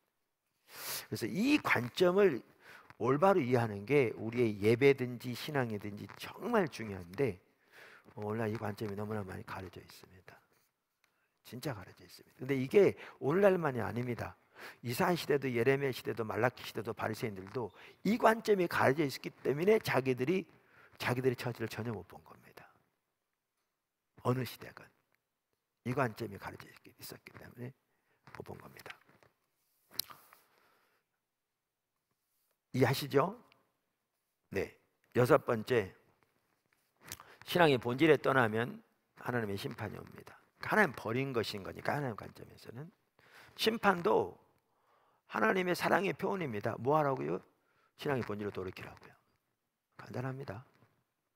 예, 표현은 간단해요. 그러니까 돌이키는 과정은 쉽지 않을 수 있지만 신앙의 본질로 돌이키라고. 근데 심판이 오는데 가장 먼저 찾아오는 심판이 뭐냐 하면요, 하나님의 생명의 역사들이 거칩니다. 자, 아까 앞에서 뭐라면 두 번째가 아까 뭐였죠? 우리가 신앙의 본질 가운데 행할 때 뭐라고요? 우리 가운데 하나님의 생명이 넘친다. 이 하나님의 생명에 설명드렸잖아요, 그죠? 하나님이 하나님의 백성들을 위해 하시는 그 실제적인 역사들이 삶에 충만하게 함께한다. 그런데 이게 언제 함께한다고 그랬죠? 신앙의 본질 가운데 행할 때. 언제 함께한다고 신명기 3장에 표현하면 하나님을 택할 때. 하나님을 택할 때. 그러니까 그 택하는 길은 이미 살펴봤고, 그런데 여기서 떠나는 게 뭐라고요? 하나님 버린 거잖아요. 그리고 아까 하나님 생명을 택하라고 그러면서 하나님이 곧 생명이라고 그랬잖아요. 내가 곧 네 생명이다. 예수님도 내가 곧 뭐죠? 길이요 진리요 생명이니. 그러니까 우리 하나님 버리면 그분이 생명이시기 때문에 그 하나님의 생명이 우리 가운데 함께하지 않는 거죠. 이게 심판입니다. 가장 먼저 찾아오는 심판. 아까 하나님과의 신선한 만남이라 표현했잖아요. 거기에 보아도 그분도 정확하게 똑같은 관점에서 이야기하고 있습니다. 아주 잘 표현하고 있습니다. 그 아주 얇지만 좋은 책인데 거기 잘 표현하고 있습니다. 이걸 잘 볼 수 있는 게 호세아 4장 6절입니다. 호세아 4장 6절. 자, 아까 읽었던 구절인데 여기 보면 내 백성이 지식이 없으면 망한도다. 하나님 심판이 올 걸 말하죠. 내가 지식을 버렸으니 나도 너를 버려 내 제사장이 되지 못하게 할 것이요. 내가 네 하나님의 율법을 잊었으니 나도 내 자녀 잊어버리리라. 여기 보면 역대하 15장 2절이 있어요. 여기 책에 나옵니다. 다른 구절 이게 많이 나오는데요, 제가 한 구절만 써놨습니다. 그가 나가서 아사를 맞아 이르되 아사와 및 유다와 베냐민의 무리들아 내 말을 들으라. 너희가 여호와와 함께하면 여호와께서 너희와 함께 하실지라. 너희가 만일 그를 버리면 그가 너희를 죄송합니다. 함께 하실지라. 너희가 그를 찾으면 그가 만나게 되시려니와 너희가 그를 버리면 그도 너희를 버리시라. 여기에 보면 너희가 그를 버리면 그도 너희를 버리라고 그랬잖아요. 이게 여러 군데 나옵니다. 근데 아까 호세아 4장 6절에 보면 하나님을 버린다는 말 대신에 뭐라고 돼 있어요? 지식을 버렸으니. 그러니까 이걸 보면 뭘 할 수 있냐면 두 개를 비교해 보면 하나님을 아는 지식에 떠난 게 하나님 버린 겁니다. 제가 말한 그대로입니다. 하나님을 아는 참된 지식, 즉 신앙의 본질에 떠난 게 하나님 버린 겁니다. 이거 성경 전체를 봐도 명확합니다. 그러니까 호세아 6장 1절에 우리가 하나님께 돌아가자, 그때 하나님 버린 시대. 그러면서 우리가 여호와를 알자. 그러니까 하나님께 돌아가는 것도 하나님을 아는 대로 돌아가는 게 하나님 돌아가는 볼 수 있죠. 그러니까 하나님 버린 것도 어디서 떠난 게 하나님 버린 거냐? 하나님을 아는 지식, 하나님과의 친밀한 교제, 하나님에 관한 올바른 지식, 이미 살펴본 대로 거기서 떠난 게 하나님을 버린 것임을 이 전체적으로 명확하게 볼 수 있습니다. 그리고 하나님 아는 지식에 떠나면 그것이 곧 삶, 하나님 법을 버리게 돼 있다. 그래서 그렇게 신앙의 본질에 떠난 것이 하나님 버린 걸 볼 수 있는데, 그럼 어떻게 하느냐? 심판이 오는 거죠. 여기 보면. 근데 가장 먼저 찾아오는 심판이 아까도 말한 대로 하나님의 생명이 거치는 것입니다. 여기 이제 제사장이 되지 못하게 할 것이, 이 말은 제사장 나라로서의 하나님 놀라운 신분을 주셨고, 그 신분에 맞도록 하나님이 함께 하셔서 그들 가운데 그들을 통해 하나님만이 하실 수 있는 일을 이루심으로 그 이들을 매력적인 거룩한 백성으로 세우셔서 열방이 이들 가운데 함께한 하나님을 보고 하나님께로 돌아오는, 그래서 열방에 하나님을 알리고 열방을 하나님께로 인도하는 그런 나라를 세우신 거거든요. 이게 제사장 나라예요. 근데 너희가 버렸으니 제사장 나라가 되지 못할 거란 말은, 제사장이 되지 못한 말은요, 신분적으로 제사장이 안 된다는 말이 아니라 이 제사장 나라가 의미하는 실제적인 역사가 함께 하지 않는다는 거죠. 제가 여러 번 말씀드리는데 오늘날 이것을 신분적으로만 이해하니까 사람들이 이해를 못하는 거예요. 우리 하나님의 자녀잖아요. 그렇죠? 하나님의 아들 혹은 하나님의 딸. 그러니까 사람들이 이렇게 생각하는 거예요. 하나님이 너희를 버린다 그러니까 구약 시대는 하나님이 이스라엘을 버렸지만 신약 시대 우리는 안 버린다, 이렇게 생각하는 거예요. 근데 구약 시대 하나님 버렸다고 그랬을 때 이 말이 그들을 오늘날로 표현하면 하나님이 호적에서 파버렸다는 얘기가 아니에요. 그렇게 이해하니까 하나님 우리를 호적에서 안 판다, 이렇게 생각하고 있는 거예요. 제사장 나라라는 말이 의미하는 실제적인 하나님의 역사가 이들이 하나님 버리면 이들에게 안 나타나요. 그래서 어떻게 되는데, 제사장 나라로서 열방을 하나님께로 인도하게 돼 있던 이들이 오히려 이방 나라의 포로로 잡혀가 이방신을 섬기는 사람들의 조롱과 멸시 가운데 사는 거죠. 이게 제사장이 되지 못한 거죠. 그러니까 하나님이 이들을 위해서 예비하신 역할과 정체성이 완전히 거쳐진, 우리가 하나님의 자녀라는 것은 엄청난 하나님의 똑같이 신약의 이스라엘 백성도 신약의 교회도 구약의 이스라엘 백성처럼 동일한 성교적 정체성과 역할을 부여받았고, 제사장 나라, 거룩한 백성으로 베드로전서 2장 9절에 하나님의 아들로, 그 어마어마한 하나님의 유업을 받을 자들로 우리가 선택을 받았는데, 신앙의 본질을 떠나면 교리적으로는 여전히 하나님의 아들이라고 말할지 모르지만 하나님의 아들에게 나타나야 할 하나님의 살아있는 실제적인 역사를 완전히 거치는 거죠. 오히려 세상에 조롱과 멸시를 당하고. 이게 심판인 거예요. 하나님의 생명 역사가 거쳐요. 이거를 잘 볼 수 있는 구절이 어디냐면 여기 엘리예요. 엘리 시대인데, 자 여기 보세요. 여기 3에서 2장 12절. 엘리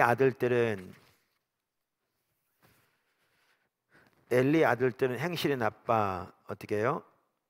여호와를 알지 못하더라. 자, 그들이 어떻게 했다고요? 하나님을 어떻게 했다고요? 몰랐다. 아까 이미 살펴본 대로 하나님을 모르는 것이 하나님 버린 거라고 그랬잖아 아까. 그렇죠? 지식이 없으면 망한다. 지식을 버렸으니 나도 너를 버려. 성경에 이러고 있어요.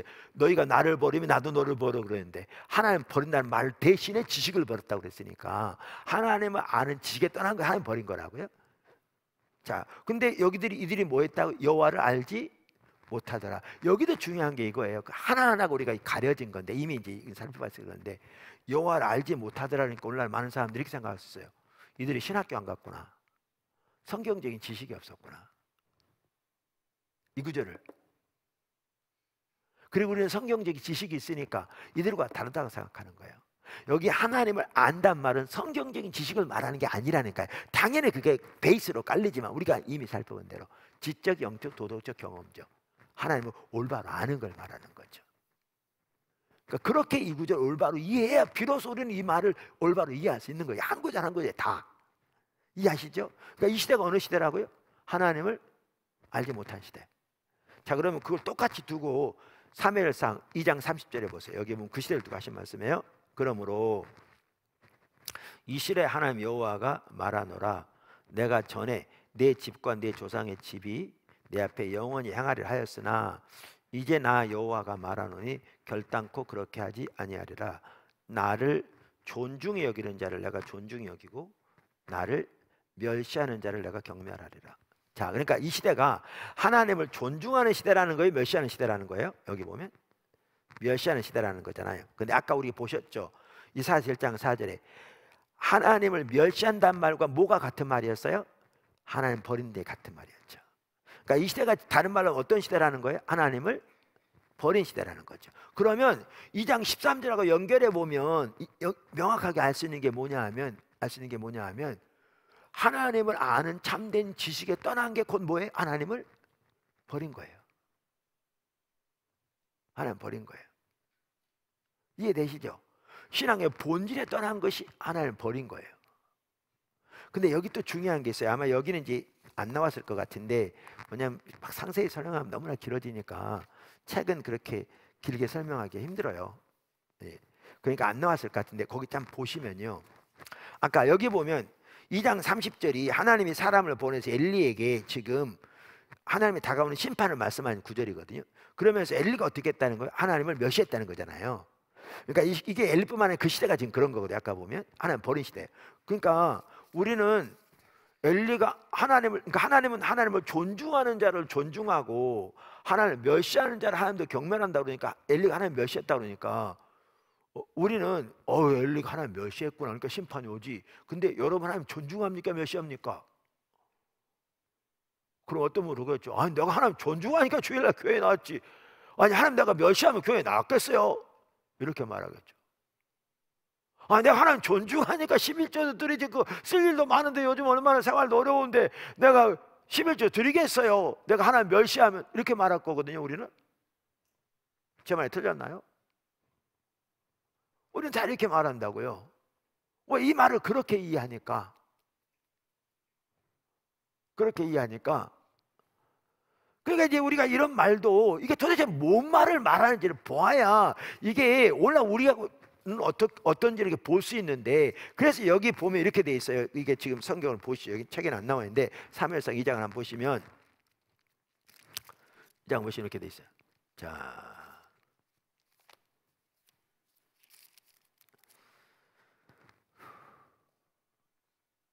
(2장 20절을) 보면 엘리가 매우 늙었더니 그의 아들들이 온 이스라엘에게 행한 모든 일과 회막문에서 수종들인 여인들과 동침하였음을 듣고 그들에게 이르되 너희가 어찌하여 이런 악한 일을 하느냐? 내가 너희 악행을 이 모든 백성에서 듣노라. 내 아들들아 그리하지 말라. 내게 들리는 소문이 좋지 아니하니라. 너희가 여호와의 백성으로 범죄하게 하는도다. 그러니까 여기 보면요, 아들들을 꾸짖었어요. 그리고 3장에 보면요, 하나님이 사무엘에게 임하세요. 근데 사무엘이 처음에는 하나님인지 모르고 3번이나 엘리를 찾아가요. 그러니까 엘리가 나 안 불렀어? 가자. 그랬다 3번째 왔을 때 하나님 부르신 걸 깨닫고 3장에 보면 사무엘에게 이렇게 말해요. 그러니까 아직 사무엘이 하나님을 알지 못해서 하나님 음성이 임하지 않았다. 이 말은 하나님을 아는 것의 한 부분이 그분과 인격적인 교제, 그분의 음성 듣는 게 포함되는 걸 볼 수 있어요. 매우 중요한. 그러니까 바리새인들에게 너희가 하나님을 모른다는 말 대신에 너희가 한 번도 그분의 영광을 보지 못했고 그분의 음성을 듣지 못했다고 돼 있어요. 왜냐하면 하나님을 안다는 말은 인격적인 교제를 의미하기 때문에 그래요. 그러니까 이제 3번째 갔을 때 하나님 부르시는 알고 엘리가 이렇게 말해요.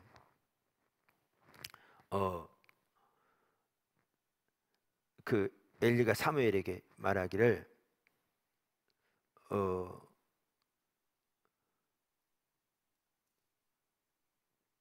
엘리가 사무엘에게 이르되 9절 가서 누웠다가 그가 너를 부르시거든 네가 말하기를 여호와여 말씀하옵소서 주의 종이 듣겠나이다 하라.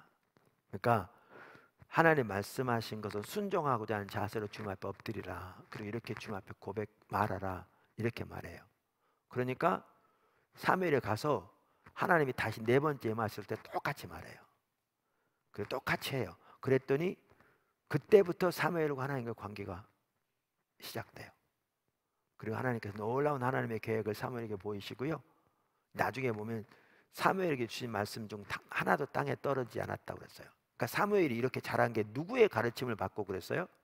엘리의 가르침을 받고. 그러니까 이걸 보면 엘리는 잘 가르치는 사람이었어요. 뿐만 아니라 사무엘의 어머니 한나가 애를 못 낳아서 그 당시 애 낳지 못하면 이걸 수치, 때로 하나님이 저주받는 걸 여겨졌기 때문에 그렇게 했을 때 그가 와서 1년에 한 번씩 와서 제사 지내는데 거기 성전에 와서 실로에 얼마나 이렇게 원통했든지 그야말로 속에서부터 막 이 서러움 이런 여러 가지가 나오면서 울먹이니까 엘리가 눈이 멀어가지고 술 취한 줄 알았다가 그게 아닌 걸 듣고 축복해 주잖아요. 그랬더니 그 축복을 믿음으로 받아들여서 내려가서 바로 애 낳았거든요. 그러니까 엘리의 축복받고 기적 나타난 거예요. 성경에 보면. 그리고 하나님께 언약한 대로 사무엘 하나님께 드렸잖아 어려서부터.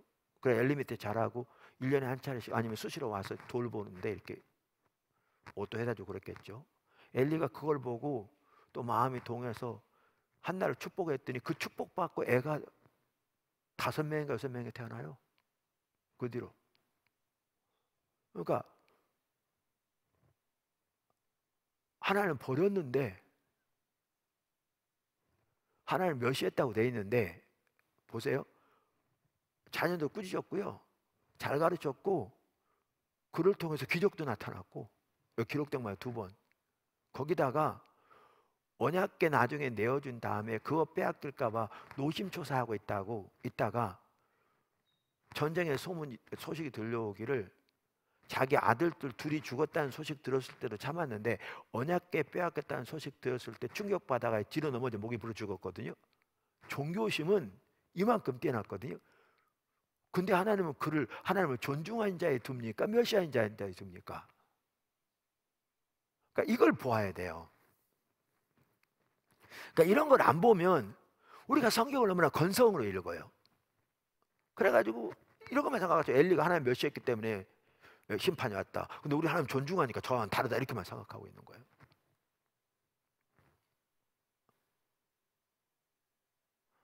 그러면 또 이런 말을 들으면 또 어떤 분들이 이렇게 외우게 그러면 하나님의 기준이 얼마나 높길래 그 엘리 같은 사람을 하나님을 멸시한다 그러면 도대체 누가 하나님을 존중할 수 있겠나? 나는 하나님을 존중하는 그 상상도 못하겠다.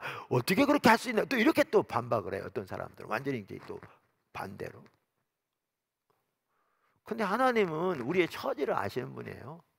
인내하시고 하나님의 기준대로 드리겠다면 우리 중에 살아있을 사람 아무도 없어요. 여러분은 몰라도 저는 제일 먼저 살아있을 사람이 아니에요. 근데 엘리는 그러면 하나님은 뭘 두고 이렇게 멸시한다고 그러냐는 거죠. 뭘 두고. 이런 게 참 중요해요. 내가 보기에 정말 중요해, 이런 부분이. 자, 보시면 그럼 여기에 이제 그 답이 나와요. 여기에 자 2장에 나와. 여기 보면 이제 엘리 집에 심판을 내릴 것을 말하면서 하나님 선지자를 보내서 하신 말씀이 아까 2장 30절 읽었잖아요. 근데 29절에 보면 이렇게 돼 있어요. 29절에 바로 3절 읽었던 그 앞에 29절에 보면 너희는, 여기에 너희는 복수예요. 지금 누구를 가리키겠어요? 엘리와 아들들을 가리키겠죠. 너희는 어찌하여 내가 내 처소에서 명령한 내 재물과 예물을 밟으며 내 아들들을, 이 말은 누구에게 한 말이겠어요? 지금 엘리에게 하고 있는 말이니까 엘리에게 한 말이겠죠. 지금 하나님 사람 엘리에게 보내서 한 말이니까 내 아들들을 나보다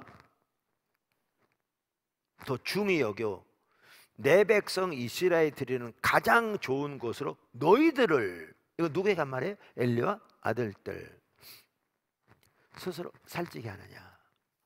이걸 보면 명확하게 할 수 있는 게 뭐냐면, 아까 엘리가 아들들을 꾸짖었어요, 안 꾸짖었어요? 꾸짖었어요. 근데 제가 시간 없어서 그냥 거기까지 읽었는데, 읽어보시면 엘리 아들들이 엘리 말을 안 들었다고 돼 있어요. 근데 말을 안 듣고 여전히 악한 일을 그대로 할 때 그대로 방치했을 뿐만 아니라 여기 보면 그거를 포크로 찍어다가 하나님께 드린 제사를 멸시하고 자기들이 먼저 좋은 것만 가져다가 볶아먹고 지져먹고 뭐 바베큐 해먹고 먹으려고 빼앗아 왔을 때 이거를 누구에게 드린 걸 볼 수 있어요? 여기 보면 엘리에게 드린 걸 볼 수 있어요. 그럼 엘리는 말로는 자녀들을 꾸짖었을지 모르지만 실제 삶으로는 어떻게 했던 걸 볼 수 있어요? 그 악행에 동참했던 걸 볼 수 있어요. 그러니까 하나님께 드린 예물과 예배를 짓밟는 것을 아들들만 했다고 써 있어요. 여기에 보면 엘리와 아들들이 같이 했다고 써 있어요. 이게 무서운 거예요. 그러니까 하나님은 지금 과하게 말씀한 게 아니고요, 어느 시대든지 하나님과 친밀한 교제에 떠나면 삶은, 행동은 하나님의 법을 버리게 돼 있어요. 여기 똑같이 나옵니다. 그리고 그걸 두고 멸시한다고 그러신 거예요.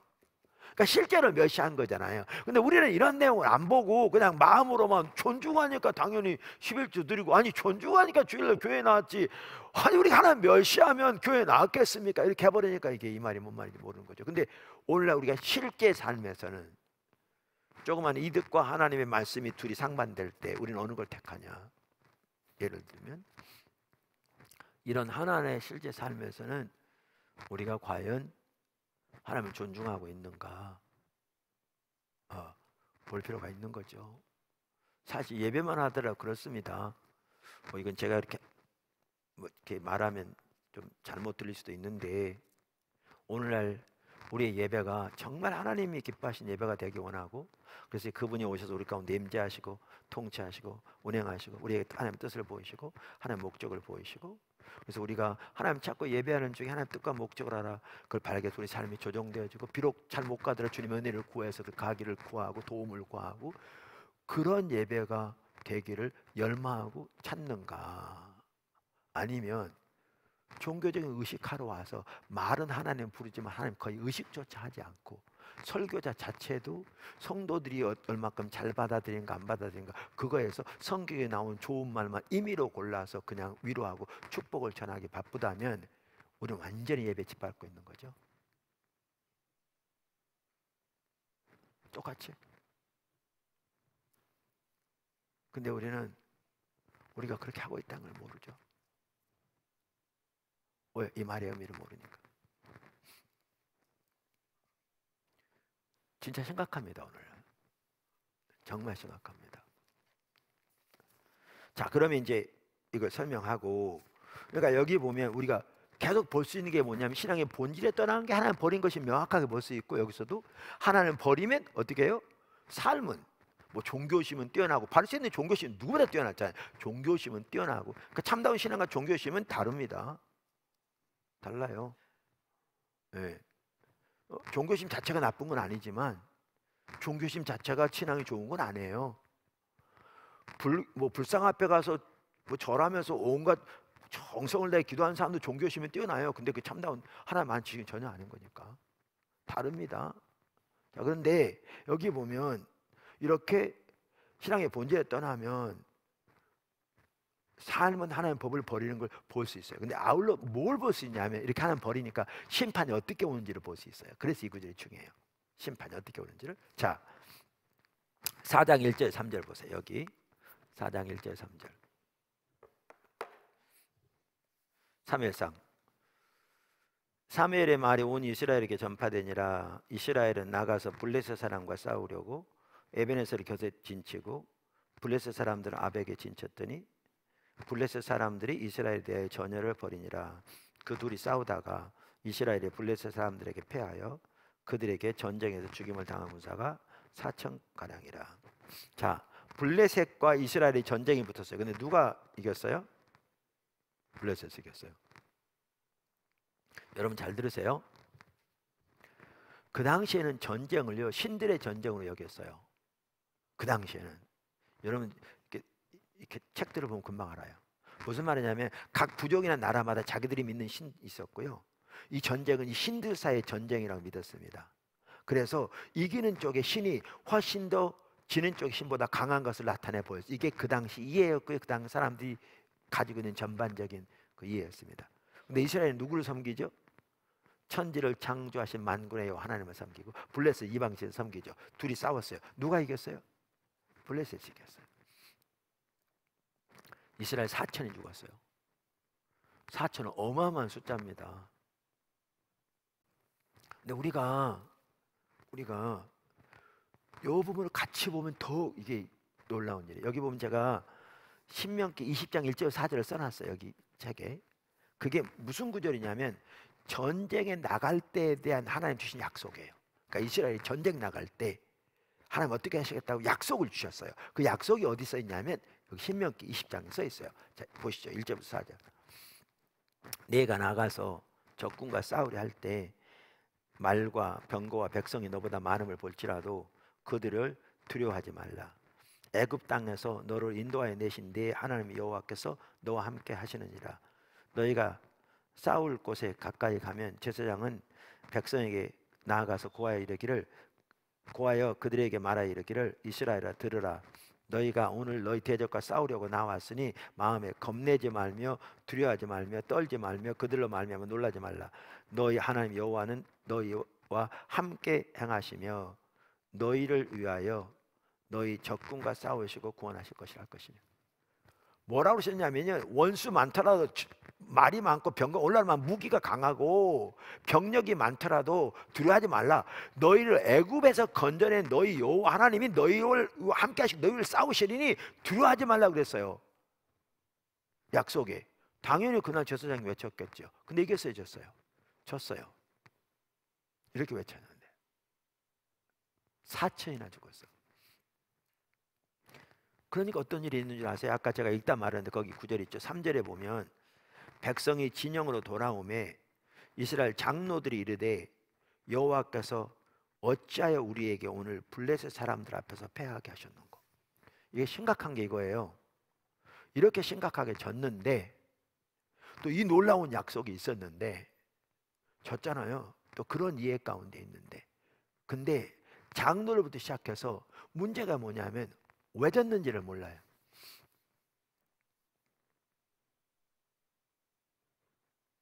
이들이 왜 졌는지를 몰라. 제가 지금까지 이렇게 쭉 설명을 지난주 이어서 시간도 엄청 길게 목이 아프게 설명을 했는데 이제 좀 보실 거예요. 자, 그 시대가 어떤 시대라고요? 하나님 버린 시대. 성경 속 하나님의 관점에서는 버린 시대.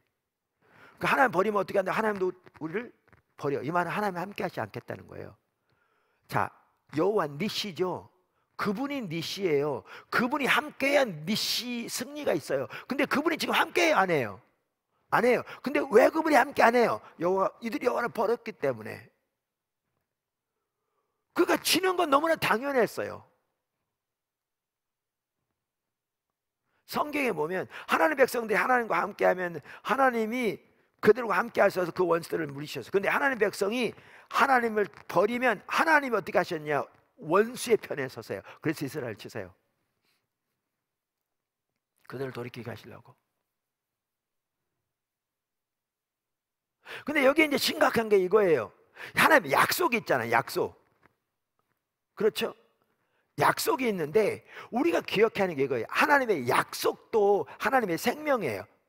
이 말이 무슨 말이냐면 하나님의 약속이 우리에게 성취되는 것은 하나님의 생명이라는 뜻이에요. 무슨 말이냐? 아까 신앙의 본질 가운데 하나님과 함께 할 때 하나님이 우리와 함께 하시면 그분의 생명이 우리가 넘친다고 그랬잖아요. 하나님의 약속이 이루어진 것도 하나님의 생명이 하나로서 우리가 하나님과 동행하며 신앙의 본질 가운데 행할 때 우리에게 약속이 성취되게 돼 있어요. 근데 우리가 하나님 버리면, 신앙의 본질을 떠나면 약속이 성취되지 않아요. 그럼 어떤 분들이 이렇게 말해요. 어떤 분들은 아니 목사님, 그 성경에 보면 하나님의 말씀 약속은 1점에 틀림없이 천지를 없어지는 한때로 다 이루신다고 그랬는데 그게 무슨 말이냐 그러는데, 사람들이 분간을 잘 못해요. 성경에 창세기 요한계시록에 나오는 하나님 뜻과 계획이 있어요. 계획. 이거는 천지가 없어지다 반드시 이루실 거예요, 하나님이. 근데 하나님이 이루시려고 하나님 사람들을 부르세요. 모세를, 아브라함 부르시고, 모세를 부르시고, 뭐 노아를 부르시고 등등, 이스라엘 1세대를 부르시고, 사울을 부르시고, 다윗을 부르시고, 다 부르세요. 그러면서 오늘 우리를 부르시고, 부르시면서 이들에게 약속을 주세요. 엘리를 부르시고.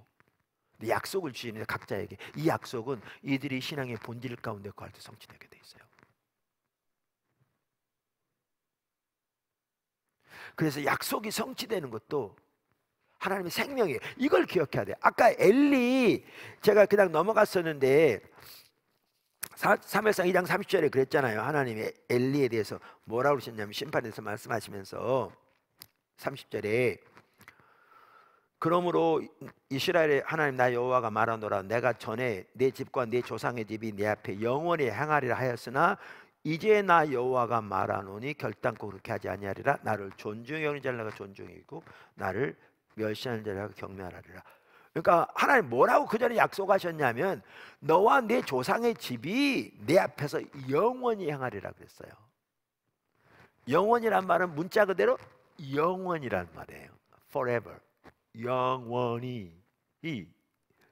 영원히. 근데 이제 안 그러시겠대요. 그러니까 이제 이런 말 들으면 우리는 이렇게 생각해요. 하나님 말 바꾸시는 것 같아요. 언제는 영원히 행한다고 그랬다가 이제는 안 그런다고 그랬다가. 안 해요.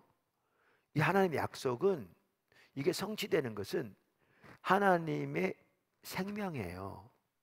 그러니까 하나님 백성이 하나님과 신앙의 본질 가운데 동행하는 삶을 살 때 약속이 이루어지는 거예요. 근데 엘리가 어떻게 했다? 하나님 버리니까 약속이 거두어지는 거예요. 실제로 엘리 자손들은 제사장 반열에서 다 심판받습니다. 앞으로.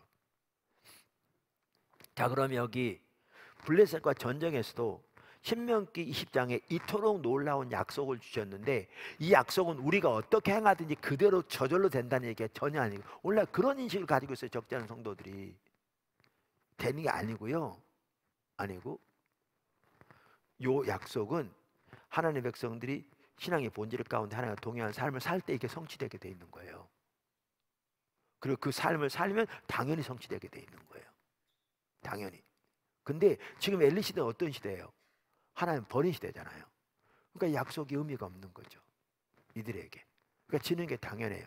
근데 문제는 뭐냐 하면 그들 중에 왜 졌는지를 아는 사람이 있어요, 없어요? 없어요. 이게 무서운 건데, 이 말은 뭐냐면 바꿔 말하면 여기 장로들부터 시작해서 이들 중에 자기들이 하나님을 버렸다는 사실을 안 사람이 없다는 걸 얘기해요. 그러니까 지금 여태까지 설명한 이 관점을 아는 사람이 한 명도 없었던 거죠. 다시 말하면 자기들이 하나님을 버렸다는 사실을 전혀 모르고 있는 거죠. 사실 하나님은 엘리에게 선지자를 보내서 이미 말까지 했어요. 또 사무엘에게 말해서 엘리가 너 어젯밤 뭐라고 했어? 하나님이 말 안 하면 너 하나님 너에게 큰 저주를 내릴 거야. 말하면 괜찮아. 뭐 이렇게 하니까 사무엘이 엘리 집안에 대한 심판에 대한 얘기였거든요. 안 하려고 막 그러다가 그렇게까지 말하니까 말했어요. 벌써 2번이나 말했어요. 근데 엘리를 안 돌이켜주잖아요. 안 돌이켜줘요. 우리가 마음이 굳어지면 이렇게 돼요. 이게 무서운 거죠. 그러니까 엘리가 여기서 돌이켜졌더라면 자기가 회개하고 우리 처지가 이렇게 됐습니다. 그리고 백성들에게 말해서 우리가 하나님 떠났습니다. 우리가 하나님 버렸습니다. 이렇게 해야 되는데 장로들이 왜 버렸는지를 아무도 모르고 있을 때 잠잠할 뿐만 아니라 그들에게 동조해 조금 더 보시면 알지만, 그러니까 여기에 무서운 게 뭐냐 하면 하나님 버렸는데 버렸다는 사실을 아는 사람이 아무도 없는 거죠. 왜 없느냐? 나름대로 종교적 의식하고 있으니까요. 그러니까 하나님 버린 걸 모르는 거죠. 여러분, 오늘날 교회에 또 성도들의 삶이 심각해요. 성경에 말하는 하나님의 살아있는 실제적인 역사가 교회와 성도의 삶에 거의 철저하게 거쳐 있어요, 오늘날. 근데 우리가 하나님 버렸다는 사실을, 왜 이렇게 된지를 인식하는 사람이 별로 없어요. 그리고 뭐만 하냐면 더 많이 기도하면 되고 더 많이 금식하면 될 줄 알아요. 기도 금식 중요하죠. 근데 그게 해결책은 아니에요. 너무 심각해. 근데 더 무서운 게 있어요. 글쎄, 더 무섭다고 해도 틀린 말은 안 해요. 이들 중에 왜 졌는지를 모르니까 해결책이 뭔지를 몰라요. 우리가 지금 보시면 이들이 하나님 버렸어요. 그러니까 이렇게 당연한 심판이 온 거죠. 심판이 생명이 거쳤잖아요. 그럼 해결책은 뭐겠어요? 하나님께 돌아가는 거잖아요. 하나님 아는 것으로. 근데 이들은 자기들 하나님 버렸다는 사실조차를 모르니까 돌아갈 필요성은 전혀 못 느낄 뿐만 돌아간단 말이 뭔 말인지 모르는 거죠. 그러면서 해결하려고 어떻게 한 줄 아세요? 이게 오늘날 너무나 많은 성도들이 똑같이 해요. 해결하려고 이렇게 해요. 보세요.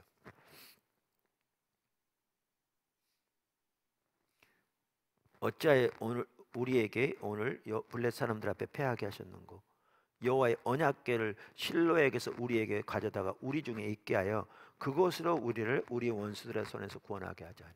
보세요.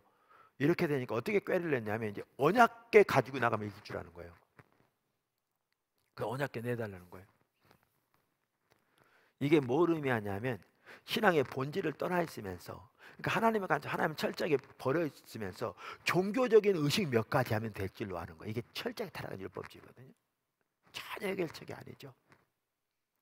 눈이 가려지니까 모르는 거죠. 근데 아까 말한 대로 엘리가 여기서 동조해요.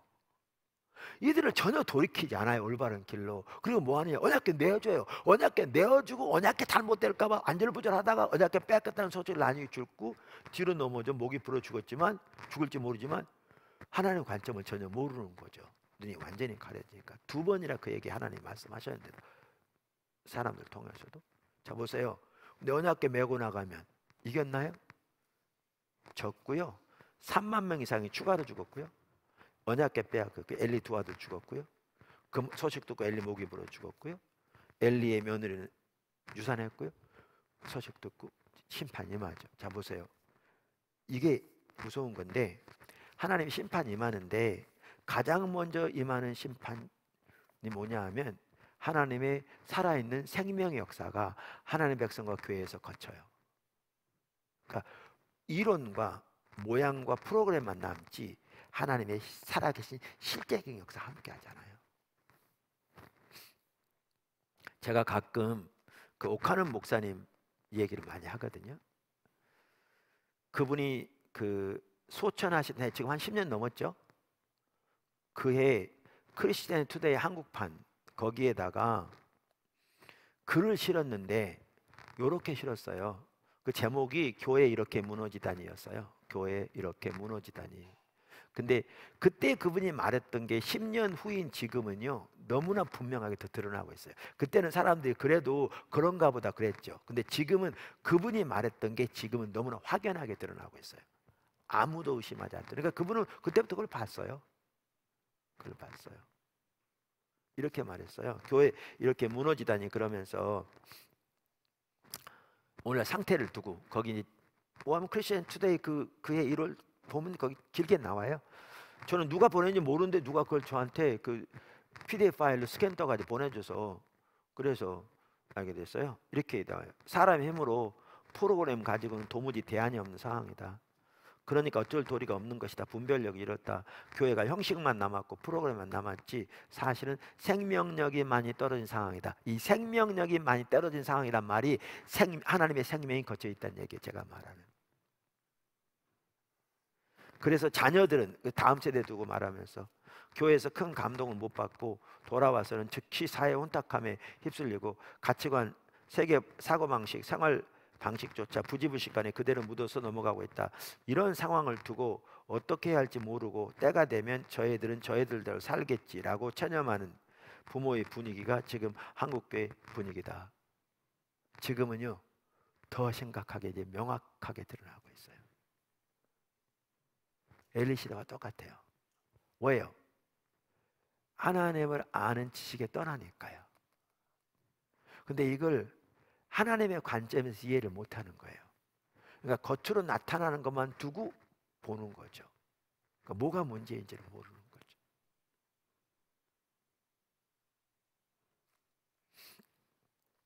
마지막으로 자 그럼 이제 하나님께 돌아가는 건 뭐겠어요? 신앙의 본질에 떠난 거니까 하나님께 돌아가는 건 뭐겠어요? 신앙의 본질로 돌아가는 거예요.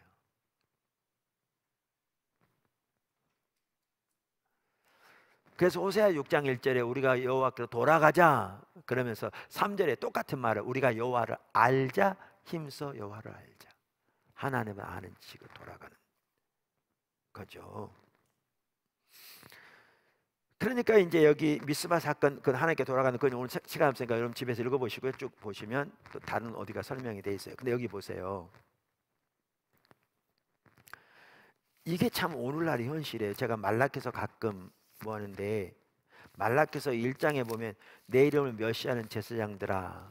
그러니까 제사장들부터 하나님 멸시했잖아요. 이 말 하나님 버렸죠. 근데 그들이 우리가 어떻게 하나님 멸시했나니까 이 말은 하나님 멸시하는지 알았어요? 몰랐어요? 몰랐잖아요. 그러니까 하나님 버린지 몰랐어요. 왜? 그 의미를 모르니까. 그러니까 3절에 뭐라고 그러냐면 그 3장의 7절에 말라키서 이렇게 말해요. 말라키 3장 7절에 뭐라고 이렇게 말해. 만군의 여호와가 이르노라 너희 조상들의 날로부터 너희가 나의 규례를 떠나 지키지 않았도다. 그런즉 내게로 돌아오라. 그리하면 너희에게 돌아가리라 하였더니 너희가 이르기를 우리가 어떻게 하여야 돌아가리까. 보세요. 지금 그들이 하나님 버린 상태잖아요. 그러니까 하나님은 그들에게 뭐라 하냐. 내게 돌아오라.